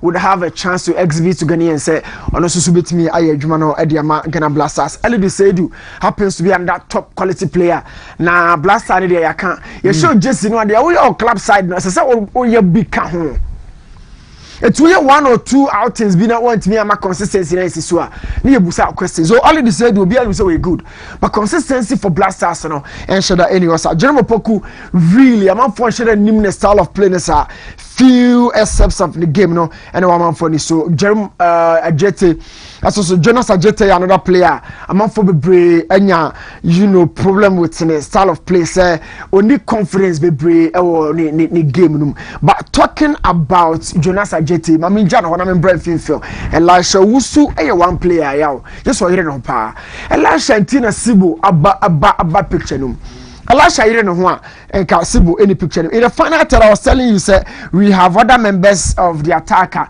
a lot to be asked from them. Come on, Suleiman are always in the list but the output The chunk part of the game now it's been wasteful. In the final third who goes, but he's always been called up. Baby, I do a man for near brepa. I feed him as I know. A man for near brepa. I won't teach you, chromatic. Oh, buy your hoodie or day, but oh, buy your hoodie or day, but sometimes you tell you, say, no, yeah. Now, your defense or not, no, I say, become always a man, person, call more man who be. Yes, I am one common. Say, dear, I can't say. We are damn crowd, you do, and no way. So, again, maybe in that so, you know. I was some money through over, and then they see coach in the sono. Say, no, she is a hako or come forward, but I can tell you so no crash or attackers in home. But maybe a communication power, we keep saying, say, Tim the corner, where's the spine of the blasters? We've been asking these questions. Now, spine, crack. They say Juku absence and as I come spine, a lot of questions, our spine, Juku is not really showing up. Our Jews. Now, on show up not just on the field. The leadership qualities of the fielder and Kodima squad in looking for a replacement. Who is it going to be? Questions ready. Do I answer? What do I answer? I'm going to say, Derek Lucasen from Paphos. On the bit me about replacing. Talking about Derek, the community, as I say, you because physically, stature, presence, he has it. But the game is yet for picture and videos, and you come over Brian for Ghana Blaster, Jesse, at the top level of the game. I'm an performer here. So we haven't seen much. Now, why not in the bubble? Is it going to be Jeremy Poku? Jeremy Poku, a style of play, no, and why not a bar, when your compatibility? Why not in a bar when your understanding? You know, we also have Jonas Ajete. Jonas Ajete, a lot of questions to answer. And then Abdul Mumin for Blasters, Onyanye mainstay. But me red game, no matter how Wales game, no better. Let me take you in a flashback. Take you back in certain games. I winning results, not a year, but Ushadi anything. You touch 1-0, 1-0, 1-2, still 1-0 Chronano. Onana can literally, but then we have 4-0 against Trinidad and Tobago, and you have 5-0 against Central African Republic. I'm saying no, there's something positive about the Blasters. Me can't want someone ebe. That positivity, I went back in the games. I boy, you shot 5-0 against Central African Republic. When my debut about me team. You shot 1-0, 1-0, 4-2, then 5-0. System Bennett, those chunk of goals in the Dubai. I saw Irichi, Gideon Mensah, Salisu, Jiku, and then Benjamin Asare. Unfortunately, Yenya Jikuni Salisu. Yes. But shall line up with the way a bit of a lineup at the World Cup. 4-2-3-1, very possible. Asare by them. Where would you mean, for some sort of reason, but Irichi at right back, Beam. No, or but he's starting, or best starting, Maybe on paper, right back, no invite about middle. And no, maybe with a little about Fifi. I say, when Black Stars have possession, not going to invite about middle. I have your question, but my direction is primarily about Fifi. Now, I'm more the to say, so who can right back, not necessarily. In China, okay. And the presence in the starting 11, no. And I make say, bet me our field and also. So also shadow pivot and a Sibo and a Thomas Party. And likely those two will go. Ebi Sibo and Iron Chibeba Hase na Aludisi Roba. And you have Semenyo Kudus Fatao and a Jordan you. Kudus Ama. If we are to maintain the 4-2-3-1, it means we'll be looking for under 10 who can play as a second striker behind the lone top. But it's a Hakuni Semenyo there. I don't think anything will change here. Semenyo at the right, and then it's a Haku our left. For no box no more. Every time it felt like just a corner and a DB. But this was one of the games that we also Otuado. We're analyzing him apart. First of all, the choices for the corners, of Kudus for in swing, and of Jordan also for in swing. So Kudus cover Jordan on a out swing. So Jordan so by out, but Nina no probably a ball or Boko far post as an inside swinger, and so Wontumi Kudus was targeted this area, Oh, baby, just take time and be watching it. Look at the players or targeting. You see Salisu or Jiku, take tall, stretched guys and our back poster. Now, bono. So me will say a game back come analyzing it. Whenever there's a corner, no, who say no, I'm prepare something. Watch it. Who's attentive for no. But the execution was really not forthcoming. But one occasion, you know, and I connected Salisu the ball, and you can see the thumbs up from Salisu say, or that cruise. I say it was a rehearsed pattern from the training grounds. It was a cruise or targeted Salisu, and the ball man the back post. I saw repetitive nature of this set pieces. Need to be the ball in net, but open play, getting chances from open play, no, I a bit difficult at the Ghana Blasters, especially under Otuado. And they are game akotia wills, you know.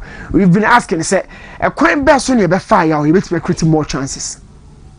System Ben, you be quiet, you get to the best out of these players. But looking closely into this game, you understand, say, yeah, you know, a lot of corners are you taking advantage of, and I can tell you, say, team no analyze them. So whenever we had a corner, it felt like, oh, we had big chances in Abano. But put away this game. And yes, also by another game against Comoros, we also won 1-0. So in quantifying our chances, all summarizing into patterns, and your corners and my chances for now, yeah, floated balls. Boy, the back on China, you floated the by inside. It's mean a good connection, and also so yana a boy pa. But the ama problem na kwa banyina and say, yo, we have a team of virtually a new set of players all together. Make some choice say Comoros 1-0. Talking about the positive results Blasters at Choke and Otuado. And similarly, once a 4-2-3-1 also has. Yes. 4-2-3-1 Jordan. I had an assassin is a Hakuama and an Beshaha, but they have the double pivot of Sibo and Thomas Patel, of which my catch roll. But also I said Waba. So said Wabadi, I mean, who said Sibo Hono. You didn't me about no back Thomas Patel. But when we was the gamer, your body tear Central African Republic, SM Mefano Kwakuano, so you can see all the inscriptions. And look at the bad run of results. And Mammy, you shame me. Military back watch green room and my steps in the action. Now let's talk about this. And when you get the recent games I have now say idea you see red in 2-0 as an answer and far win cry. Now say idea so me share your form na ye dey but me ko share the current and my pay for maybe I'm the show no. But seeing this results no me say so come to share lineup no. And I saw a lot of misbalance. Oh, a game this is the game I bought this year, Austria. Mikel Arteta Basso is the most effective coach without the ball. He has the best structure of the ball, of the ball, of the ball. Everybody speaks to Mikel Arteta systems and organizations whenever he doesn't have the ball. But for Blasters, you crab on now, you want to pa. Someone cry, send you big send you about organizing the lines of defenses, backline, no method, no attackers, you know, and it has always felt like where am I go? Where Austria go? Look, the system is 4-5-4, not converting to 4-4-2. 4-4-2, they don't really play through the middle. I'm afraid to borrow one per Fasoro. I'll show you that from the long shot. Watch it here. You can see the backline. Man, I'm boy as a center back. No, right back. No, right wing, center back. Right wing back. Right wing back. Yeah. Call line up near the camera. No, right center back and as a center back. Into the so no, but see, I say over 50%, no attack 50%. It felt like a free back, and Otto had a very complicated systems. He had a very difficult match. So Oma more through the middle, one ball pay, and Mama Kati team. No, I am asking, yo. This is another similar thing. You can always see, say, your backline or middle front or then a transition near one converting into 4-5-1. Can you see the shape? 4-5-1, but they are playing through the middle, and it's a bit pathetic. Shape through a hole. So shape through one of the eye. Then okay, so with the ordinarily with the just a technical for, but now shape through a hole. You can see the 5 at the back, no 4 in the middle, and I won't say.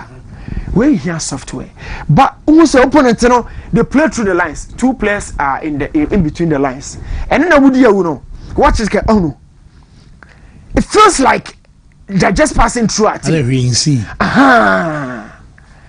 As a BNC. So we have a coach. Watch the system. omu nyina go achiro 5 at the back, 4 in the middle. Omu oh look at the attitude of that ball. When no Mikel Arteta ye na oma mo ho chiro mu no ba ye ni ye opponent ni crab body. He has all good passes, all very good ball carriers, players who can take on one-on-one situations. A kind of how obe punish CCA. Now me narrow me conversation down. E die ne ba ya you betie a formidable size e dey call work up no. Very pathetic for Ghanaians to hear this, but we are going to a world stage. Yakobo a very different 4 and 5 all together. Very, very different 4 and 5. You test your mobile biada. Now, car cry, yeah, I try and sign the assurance. We are going to a world stage. Center backs, you try more 4 and 5. We don't know the parent. How would a goalkeeper we speak to chemistry? We speak to telepathy.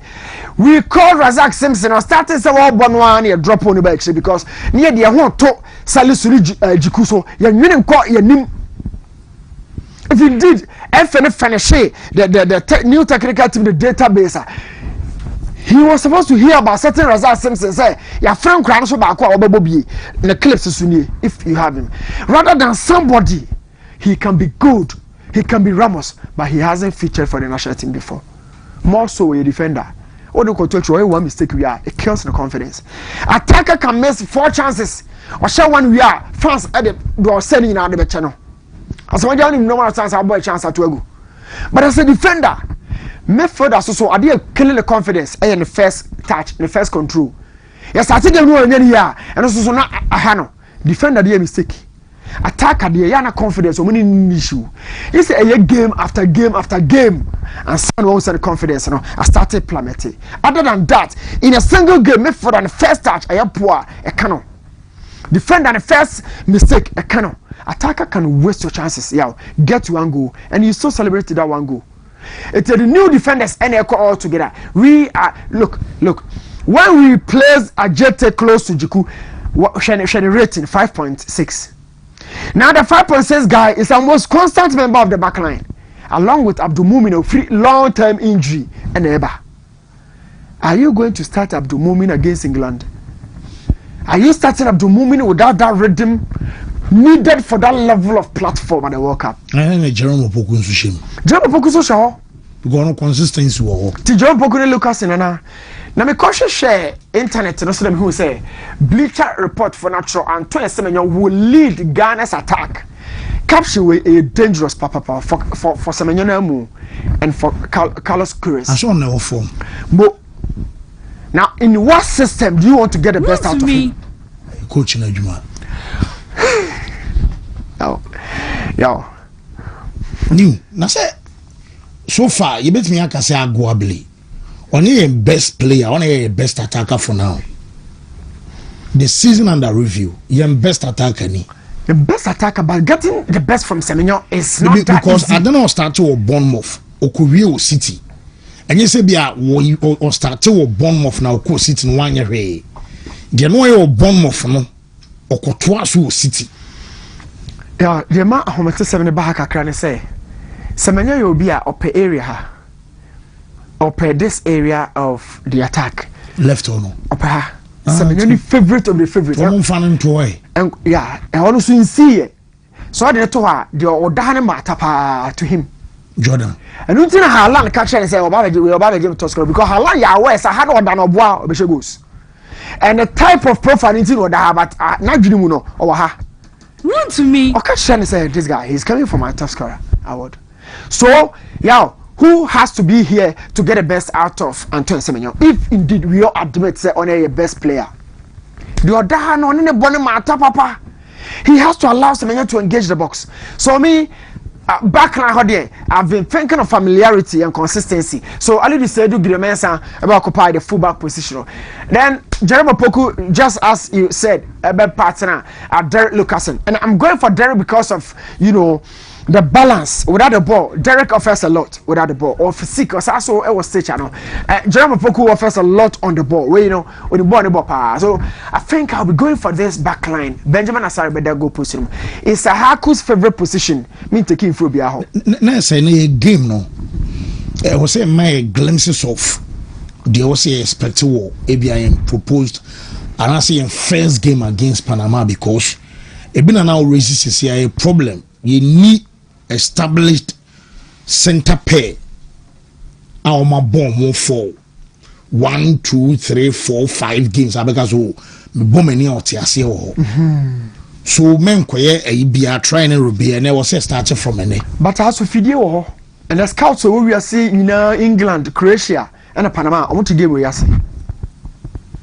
Teams we are serious pano. To say England and Croatia, the Canadians send spies. No matter by booking a hotel. I'm speaking to you as a scout. I know more cheating. Your boss in Belandia, the attitude of the players, you know, they need it. The environment is bad. The players you can read them. It takes a lot of information. Say even a normal training crowd bass and normal contract. I saw different environment around the team. No, the team needs it. Yes, I'm telling you. So yeah, in this circumstance, over best 11 because who coach the crowd in players now.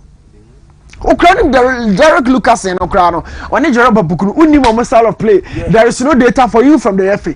Data be anybody. Now, Udo Motate. Now, the Macosage Panama and Croatia. Scouts no so oh two ko scout to Brazil still be show Oko scout to Spain boy you know so me pass and there's so me pass yeah so me I think goals in my team so who no Meko for 2 strikers. Okay. Your goals not dry. No my dry. Semenyo, I want Semenyo to have more space and the freedom. So remember Semenyo is a help about. Jordan or bench na. For now no. Oh, okay. No your game winner okay. Yeah, because my who Jordan. Let's say me who we mumi enu Brendan Asante no. Yeah. I know Jordan what he can offer to the team. Let me hear new attack. But then I've been thinking for the broader picture, and I also thought about something. Lampard and so akwada no say na nya bad cry. Ono kan ho no. Ono two top no. Yeah. I Brendan Asante. No. Yeah, I don't know. Oni Prince Adukabana. Ono so so mo hweni oni Prince Adunumi enu nyina. Let's say obo Jordan, obo Adukabana, obo Frank Jordan ko bench for them game. Andrew Hannah they started there. Oh, so two na no any. Yeah, but Bakona Jordan so abamu how the next way no. Because I need to go for 5 middle man. Bambo so on the left. I am not that player or some of him. No, back crab the Thomas Bar then Calibu sits behind them. Oh, Babu they in typical 10 just behind Babu Su. Okay. Babu Su. Na Thomas and Yirenchi. Mate. But you have Semenyo Isahaku. No me no one China Jordan. Had them the Jordan beba because there were more numbers I want to chi. Mate. My 3 pin we Stephanie Mike ebeba na eja ye viewers no and so by 10 to 15 minutes na monso mabaso na mode aba ehia pa nti enye nko a new and me say ato mo say from squad no ye more days ahead because so they are discussing your chances our World Cup no but you we na de na va Zoom ya ma join into the Zoom ID and your password ni bibia abema mo menu aba na ho ye de in nkomai Mami chetie for ni ahwefo nyina anapei. Eye 3P garlic mixture, a free pure natural health. Garlic kroje ni dia ye do ni yemfa tinim akomem na moje mu adwuma. O hwe me wutie me wo yade bi wo huntinim akoma no moje nim a. Edru American for dia ma o sebeboa o eye 3P garlic mixture. Eboa na boost immune system ne dia ma o enunti yade ntime men abra wafa edupei bi. Wunya nto bi dia pharmacy shop bi e ben wo no. Borura mu sisi anaje odi ani abusua ne nyina nche no na emoa emma mo apomoden pa. Ene ye hwe diabetes esiche yade yade bone pa na ansa na no mamefa doctor number ne ma friend sisi a yade na etete wa pesa wa wote nene na wode tu nanim no waye krado friend na obeje wo so na waboa wo doctor number 0248 92 88 24 0248 92 88 sani emidi kan ye diabetes asiche yade ho asem na ye ka enede mpempi no wote yade we din a adwen ya na about him ni se asiche sichire ene kofa esichire yade edeba mesra nhwehwemu bia ne wade aba se sichire ne mayenya esichire yade ne momi ya na yetufu se wo obi a wasichire yade ne bidia ene esichire no esu ni mfaso bia mountain fa ho ento so enuane fa no ye di rai yem ne fa na da ne glucose na maya hoden glucose ne so se senya ba bitina ewo nipadua nim enu nti pancreas produce ade be friend se insulin edi amaw se wo nipadua na ntimi am produce enough insulin amawa o glucose ni nya ba bia emfa se efra wo moja no se sipe ene e kan se wanya siche yade diabetes no ebi enu nti na bi akọ hospital no ye se sugar level wo show anaya bodi a che se siche yade no wanya bi dia edru ba ko pe na mekanfo edi amaw enu ne 3p garlic mixture no no mebeboa isa o haw ni nyina edi afi so yade a meka na se yetimi di wudem eba o so na ekurokura to ho ne ko eden panti de bedia ne se baabi ekuro ne da no yenkotwa mfiri ho esiche yade nti ye twa obi na ye twa obi nsa obi ani efra na me yade kuro ye nti esan setimi ma wani so yo wisiwisi obi mema yom kofom enam yade kuro ye nti yade bone entna ho ema ne na ne so asembo ra pharmacy shop no eben wo no na je wo 3p garlic mixture ne frase no nom na emwa entu sa o hawwe emfri ni padua ne so enyini timi kofa yade de bade nti na meka sa wo nyini ana wo mpomu yemere ni padua ne timi twetwe yade ahodo pide mo no ankasa ne ho yade bi enyini timi de brew eye siche yade diabetes wo de ne nyini na de ba ye de bia na abusua mu wo na na bi anana wo fa bi ena wo siche yade onsu timi fa bi e wo sa kwan ne so anye sa ya na ye tufo pasa na judidie emwa ntimfa ho nto so jai ensadin nom ne so enye manfa ho nto so jai afekese amoroso no mesra hwa ho so ye na ano so amoroso pi basa srade ne do so ni padua ni ma ni padua ni ntimi ni dwuma sese die na akotwe yade ahodo pi e de aba ni nyina mu no 3p garlic mixture ne edra no mu a ebeboa eisa o haw no e de afri wo so ensunsanso bi ebe ni padua ne so hunu se siche yade diabetes no abetena ni padua ni ne so ho no mabonsa wo Johnson tentempa frequent urination Johnson tentem yade no enu ankasa yade nanso nya siche yade diabetes na itimi betena wo so oba Johnson tentem sansu komta dew wonu munso ana wo Johnson abesinti sisi a na sukom edew wo ho ana ekom so dew ensu ni aduane na wo die ready padua nim na sustain ni wa ma ahoden na to mo na Johnson adew na wa Johnson nyina abesinko enunti kakra bia esukom de kakra bia na ekom de wo hono ma prekope hunna de bia haw na wo sotia na ete yeni wa de kura eyew eye siche yade diabetes no esunsunsu anso bone no wafrase ehunu nipadua nim no se ne medi kankan ne nso ekuro to ho ewo yade we mu aneku eya pa obetreat kuro na enkoda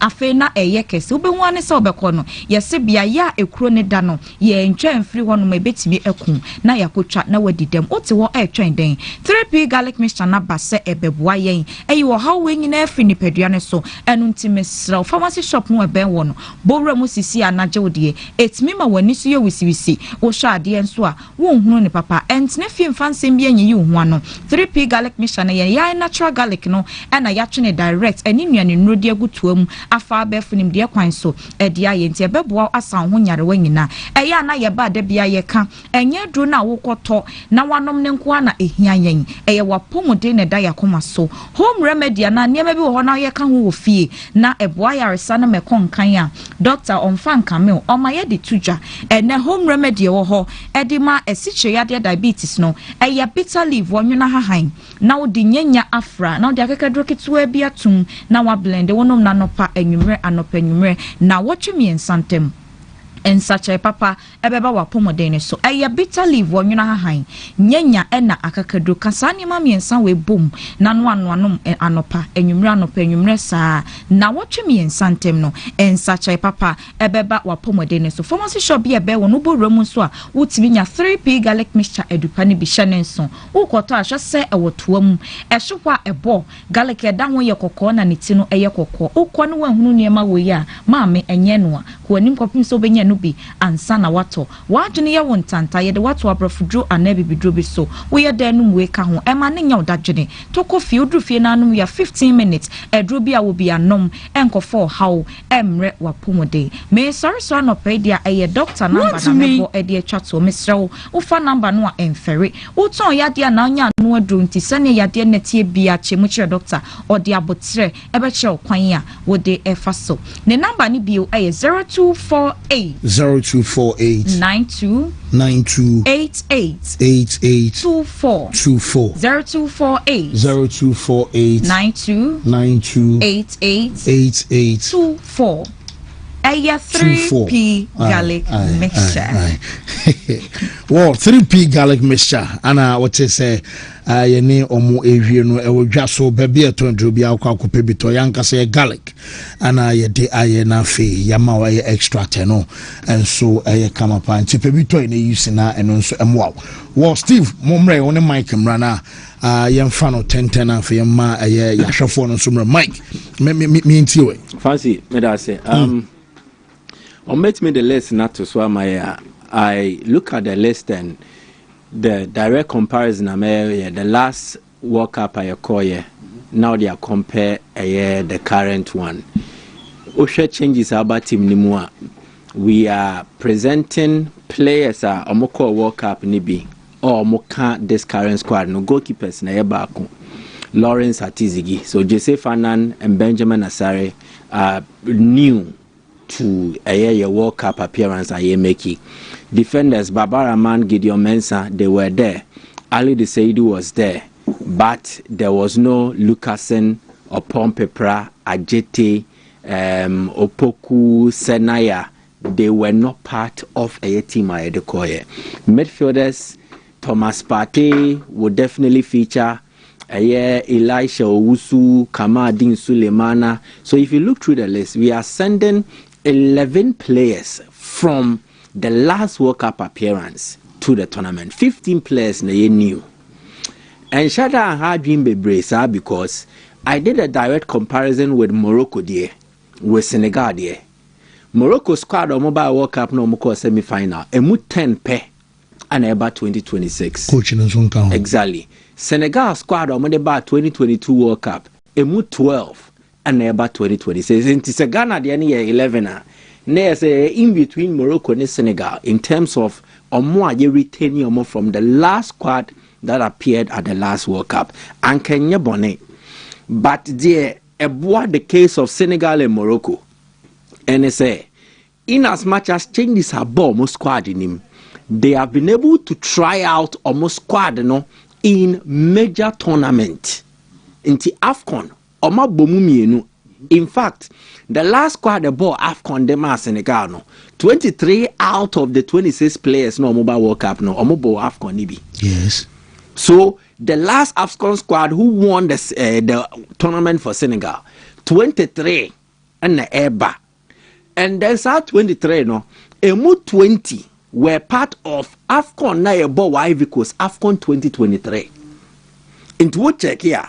There has been changes to the Senegal numbers from the last World Cup. But new faces now be Remno Manko World Cup 2022 bino. Minimum omabo 2 major tournaments for Senegal and now back. Morocco, the same story. The Moroccan squad they are presenting for the World Cup 2026, fancy. Emu 24 Wontumi played at the last AFCON. The changes are being and then last 2 AFCONs emu 18 played at that AFCON 2 in Ivory Coast. There has been changes to almost squad. There have been changes to almost squad. But in terms of squad building, last 2 major tournaments of Makono, they are present in the current squad they are presenting at the World Cup. Unfortunately for Ghana, it is a different story. And we are mefales na body natural. They say a different story and they say last AFCON Yankobi. So your last AFCON appearance fancy a 2023 Ivory Coast. Again 2023 Ivory Coast squad so what the current squad that we have you will see that there is a difference. And Mamembo Binchel, Ghana's last AFCON squad versus the current squad. Players or more or more World Cup nibino a year 9. What you say? Last AFCON I call 2023 dear. Players or more World Cup we been a year 9 pe. As compared to exactly. So in the space of 3 years we have added 17 new faces to a Black Star squad. our more major tournament. And of the list, let me mention some of the names for you. These are the new additions: Joseph Annan, Benjamin Asare, Jonas Ajete, Derek Lucasen, Abdul Mumin, Jerome Opoku, Kojo Pompepra, Baba Abdurrahman, Marvin Senaya, Augustine Boache, Thomas Partey, Kwesi Sebo, Kamadin Sulemana, Caleb Rienchi, Prince Kwabnedu, Christopher Babonsu, and then Brandon Thomas Asante. These are new faces, new additions. Your last major tournament, Oman Kobe. The biggest absentees: Jonathan Sowa, Joseph Pencil, Osman Bukari, Ransford Konigsdorfer, Andre Ayew, Muhammad Kudus, Richmond Lamte, Majid Ashimeru, Baba Idrisu, Salis Abdul Samed, Mohamed Salisu, Alexander Jiku, Opoku Nicholas, Amate Daniel, Schindler Kingsley, Dennis Odoy, Jojo Wallacott, Richard Ofori. So we don't have squad progression. Wontumi. But almost all the African countries who are going, there is squad progression. And even at Midi national technical team. The only exception will likely be Morocco. I don't know assistant coach. But my coach, already has been part of the Moroccan football setup. Our promoting from the U20 to a senior national team. New coach, a newly constructed technical team, and then players near their corner, new faces in those one. Relatively, they don't have enough tournament experience. Into way, Emma, the whole thinking behind selection setting players or more tournament experience, it plays a crucial role. So what fun you ni bebrea ansha na how. So there are players like Baba Rahman. Wambo qualifies nibi. He went out. I say psychologically he wasn't ready. But Osha ye team are presenting now. A lot of new additions, and it will not really help when you need experience to play a part in which team are best selected for the tournament. And yes, idea, if he's available and is willing to play, then you select him to feature for you. So there are certain factors that will shape up squad Iowa. So if you ask me, oh, your squad, me when is saying, I can say I am cautiously optimistic about your chances will work up. No? Cautious optimism is saying, oh, me wo GDC a bit to me, I'm sure BBC. But me mamu nye gidi mbe yime ni mu nye. But it does not also mean say your squad no ye bad. What makes this squad bad? From the pool of players we've selected, this is perhaps the best that the coaching department feel they can work with. So almost every individual who will come or share a different opinion about certain players. But oftentimes what we forget and say the coaching department and what they can work with is what they settle on. It does not make them the overall best the country can have, but the best team that can be selected or the best squad that can be selected to suit the manager's approach towards the tournament. International team collapse, England national team collapse. You can't confidently say it is the best representation of English football, but it is the best squad selected by the technical team and suitable to the Opesoye. So if you argue on national team, I will say your best players in a way, this is the best that the coach could assemble. This is the best they could assemble to suit their agenda or whatever they intend to do. The only thing you can do is if you have reservations, you only wish the team well and then you wait and observe. But don't be overly negative or pessimistic. Why do I say that? Na say be a fast squad ni hu bia no wo de te so obotugu te so orobehye ana wo ka se ene enye papa ana se ene obi na ma omo yesa. It does not work that way.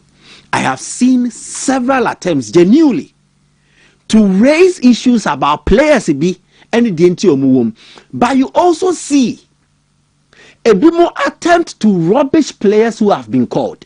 One, Derek Lucasen. It became available, say, it became possible, see a bit me a friend about team, you know, because of Jiku and in injury issues. The moment the Diba started call viral, then there were videos shared. Defender way no my friend is on by a mistake from a footballer. Oh please point to me one footballer only mistake da. One footballer, professional footballer. Ni football career mo only mistake da. But again, it is that attempt. Say the be painty picture be at the public, the masses. Oh, defender no nyadie. So that video goes into the mind of people, and that is the impression they will form of the player, and that is highly unfair. To me, that video back no obi the bed so at the book player na bem cry to naturally baby. Akomia did some way about Lucasen. Defender on nyadie no. On more Champions League matches and a team up bunny in our tournament in him and our competition in him. Again, even before see a friend walk up with him, your friend da people use yellow cards, red cards to discredit him. The same generation of football fans are a big Brena or Haley Pepe, Sergio Ramos. A lot of them, me can say all of them, a lot of them are also behind. Condemning, not criticizing. Again, listen. Condemning Derek Lucasen because waji yellow card 72 and the career muna red card 11. But the same people also ignored the important factor, which is this season in the Champions League, about 8 matches, about 720 minutes, the most minutes from among all the players of Paphos. Onya one yellow card pay. Butch and David Luiz. Yeah, onya just one yellow card. And I don't think a dirty player gives you that. Wontumi no munya red card. It came from a different player. I know him. A dirty player does not play 8 matches, 720 minutes in the Champions League, and attracts just one yellow card. But again, it is the narrative that is out there. Oh, Padia Baku divided football fans. At times, it even creates animosity. A national team collapse. People have their respective interests. You can have no qualms about it. You leave them. But what we must not promote is intellectual dishonesty. If you want to present a case, present a fairly balanced one. Present the case to the people, let them consume both. But when you are overly negative or you are overly positive, you are not being fair to the football people and no more with the football nature. And that is what our squad is made up of. Now, players on Moko World Cup, no, you've heard concerns say Ebimo ambo qualifiers nibi and no ambo qualifiers nibi our own fancy. In fact, not all players who play qualifiers go to major tournament, and for various reasons. A bit more technical. They say in Ghana's case, Yasisa technical team right before the start of the tournament. A new coach, a different approach. Inti ebia na ope player A, or player A ball bonende famano. Sadia. Or no be yusu player A or tournament. But different coach neba osi debi. Player A ball no, mimi hunu different. Na nsubi o enti. And the player B na eko. Obisu beti mi habo qualifiers ni na. For someone like Francis Abu, no akopra. And a prano ebe deraili ne project ne trajectory towards making it to the tournament. And also a hobby. Ebiso a player nankasa Lucy form. Oye ne dang on to me recover the form no and might not even be considered. It be a disciplinary issues. Of players a day kono. If you look at the list of players who have, I think some of their Sunday Shadracks or picture no bet me they are to so am players are omubo qualifiers nibia omoka Ghana squad no. I think it will help us. One, goalkeeping department. Jose Fernandez did not play in the qualifiers, but he's going. Asare 6 appearances, Atizigi 2 appearances. I think Ofori made an appearance for us during the qualifying phase on Kahubi. He's not even part of omo emergency options like Solomon Agbeshi. Defenders, Lucasen Wambo qualifiers nibi. Abdulmumin Bomienu no pry. Ajete ball 9. Gideon Mensah ball 9 matches. On a defender ball the most qualifying games. Baba Rahman Wambobi. Ali Diseidu ball 4 no call off. Kojo Opompe pra ball baako. Jerome Opoku ball num. Marvin Sanaya Wambobi. Midfielders Partey ball 7. Sebo ball 3. Elisha 4. Irenchi 4. Augustine Boache Wambobi. Jordan Ayew ball 10. On this Semenyon about the most qualifying games for Ghana. 10 each. Exactly. Enyaki ball 6. Ishaaku 3. Kamadin Sulemana 5. Edukob Nambobi. And Esmiama about 5 matches. Ansa no bepra. And then Bonsuma bo mienu. Brandon Thomas Asante su bo mienu. But in common na no, there na wote. Baba Ramano Wambo qualifies at an Amodene World Cup. Wambo qualifies an Amodene World Cup. When the attempt is made towards one single player, it does not become criticism. It becomes a direct attack. And unless we stop that, you see, the same people who are condemning, I am not speaking of criticism. Your condemnation, your criticism. What most people are doing, a wide condemnation. See, yes, sir. Team now we expect so obekwa akoye nyoma ye na akoye amano no. Wano asema waka to omoso no. You think embem. I don't think yourself for wano ka asempa. So you can raise your concerns, you can raise your criticism. But when the criticism is not labeled in a balanced manner, it smacks of unfairness. And then let us change our approach. But we wish that there is a lot. And they just said, so 9 days more to the tournament. Well, Steve Bray, Zoom no, I am out Zoom, one Wofia Moshe TV, socials, no, some of us will join a Zoom no. Obama Stroyana wa mute the volume on your TV set. Yen kasa wo device ni mo beti yen so beton kanti amamo aye meeting ID ne password. Obaso on be found. Steve, yentio ye be pick on in due time. Yeah, me that say. Officially the FA announced the team for the World Cup. It wasn't surprising looking at the names and how any Asama Henry Asante Chumbeka already said out of the 28 World Cup, 26 never call. So it wasn't more like a news to us. Follow the Blasters. We are going to the World Cup with as many as 15 or so new World Cup debutants. Our this particular World Cup, we are entering into another World Cup placed 74th in the world, which is bad. We are going to a World Cup with a manager. He had just less than or little over a month to prepare for the World Cup. We are going to a World Cup with a manager. He only has 2 games of Betimi Abo and Sana. Yeah, who said this is the way we are going about it. A lot is against us. A lot is against this Blasters team. And me share interview of Kevin Prince Boateng no kase when he first came to the national team, he felt that everyone around was so unserious.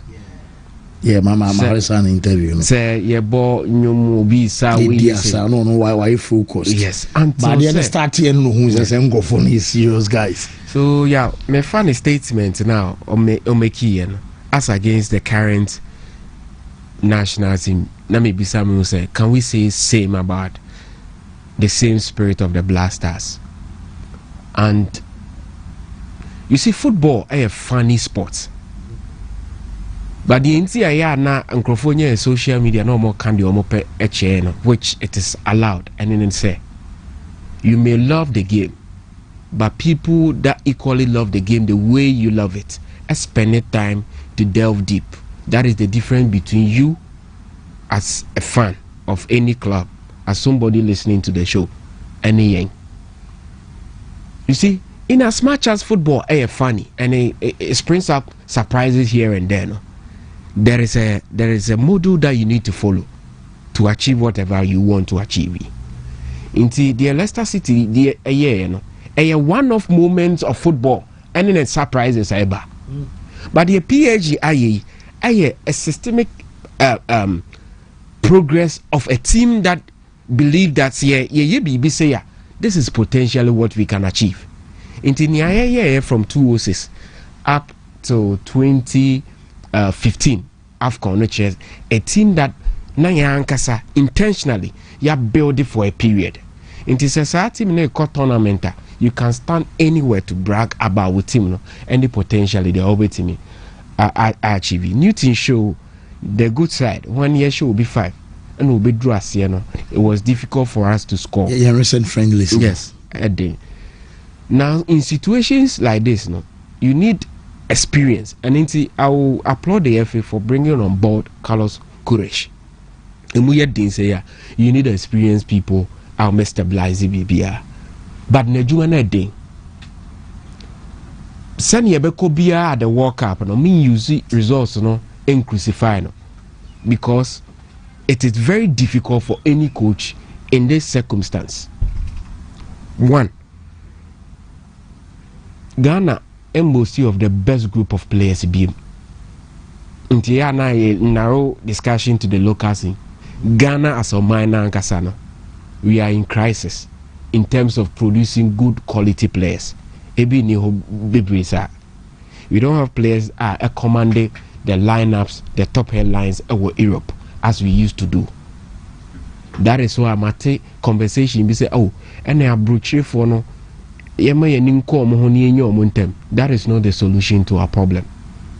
Yeah, the fact that we be wabruchi ne opportunities abound. No chance every academy bimu team bimu every senior team does not necessarily mean say he's better than some of the boys here.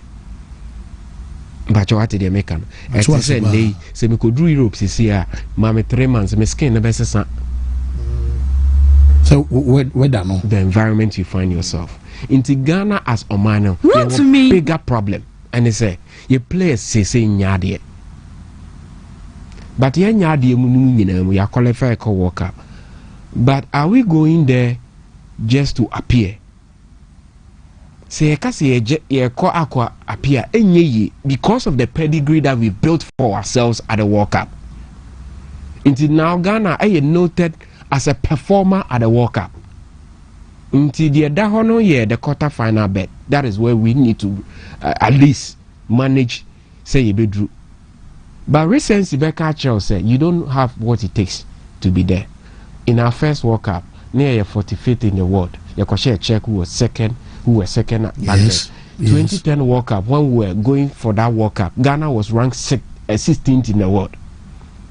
And you're telling effect our performance at the World Cup. 2014, we were not bad, but a sheer act of indiscipline in the Kukunye. And they did move by 2018. We got punished by the forces and the gods of the land until you qualified. Wontumi. And at 2022 you qualify. Now the emergence of a new generation with kudos. So yeah, I'm not so confident about your team. Me need confidence about your team. Until so my bomb won. So you see, me expect a lot. Mate, so sorry to cut you, but me say yema ya hwefo no so bem va zoom. Ye nwie kura because one be sound boy nyumre. Near sound the performance na ba be toto. Dem was say expect going into that tournament near say be say so am say ye wo abanfo guso pa ye ni kan fa Peter Boateng. Peter Boateng Peter otienka yentio.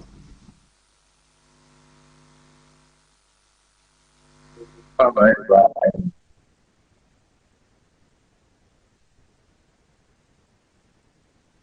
Many kasa yetio.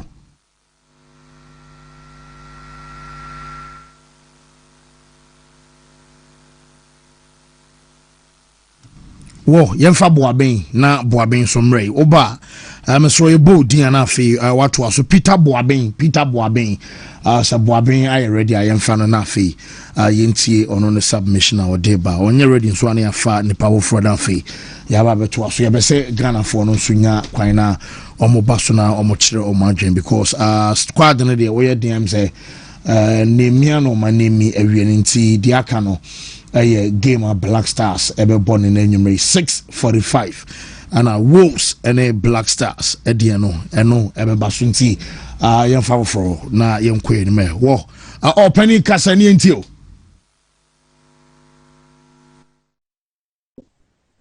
Yes sir, good afternoon fancy for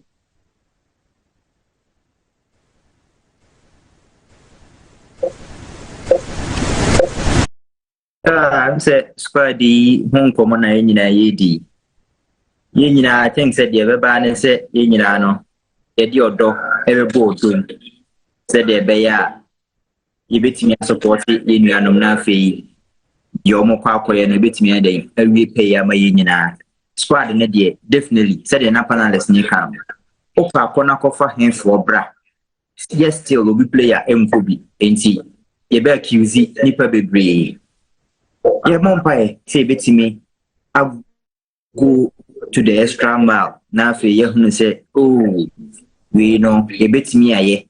But my fat target win to us a year go good answer. There be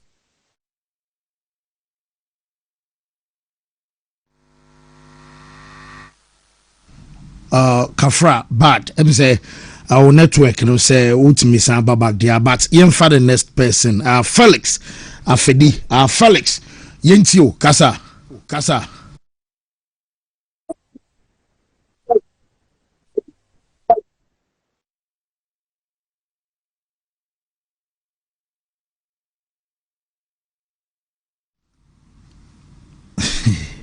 Okay, well, Mr. Ya me menti on TV no dey enkasa o device no say laptop ana say phone ana do dey monitor ya enkasa o mo betina e bodi anaja ode na asoso e dey ma va zoom ID no ene dey akanyina no na e wo so nti emfa the next person afi into aso from say a few minutes I person from na modemo no enso eba openi yenti Daniel Kofi Dani kasame nkwe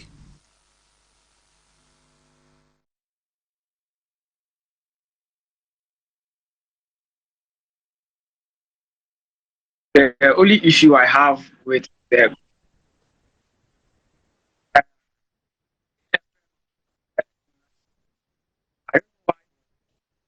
bad list, but I think they're looking at which pardon they were years looking at Babaraman.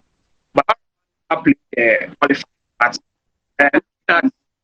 finding his name bad list no. I think opening me breast me tenen kan sharak mon fawo from amem say ono no network ne moa nti say ima so already I am fa ima na ima emfa ne take embra on Black Stars squad so far ya ne me emfa na 26 ima kasani ntio oh too bad Bernard so tien kan yentio say wo network ne bebo dia Bernard yentio dia no. Hello Fancy. Me ma money eduma. Na meka say team no dey squad no dey oye den ya yemfo bi dey obi nso dey bebem but ye kakai ye chi na say ye hwa bra amu na emi blaster Bena tuaso now ye tron kan dey kasa tuaso okay tuaso send ya na ye ya amu bo blaster players na what you say. What is a jabi war team in what is a be a team anymore? And now mobile team in who say to say near man shut down go years, but your boy had empire say team ye the ember quenchly and team did say hey they are be the other one kind. Yeah, Miss me work on. Whoa, yada say so by yemfa a next person country boss. our country boss otien kana watu aso ama baby au kase free na fe yentio. Fancy. Good afternoon. Good afternoon. Fancy panel members for you. Now, my program, my person change say, especially now, which is Benjamin Asari, I'm going to the local area. Now, a local players in the World Cup squad. I will start in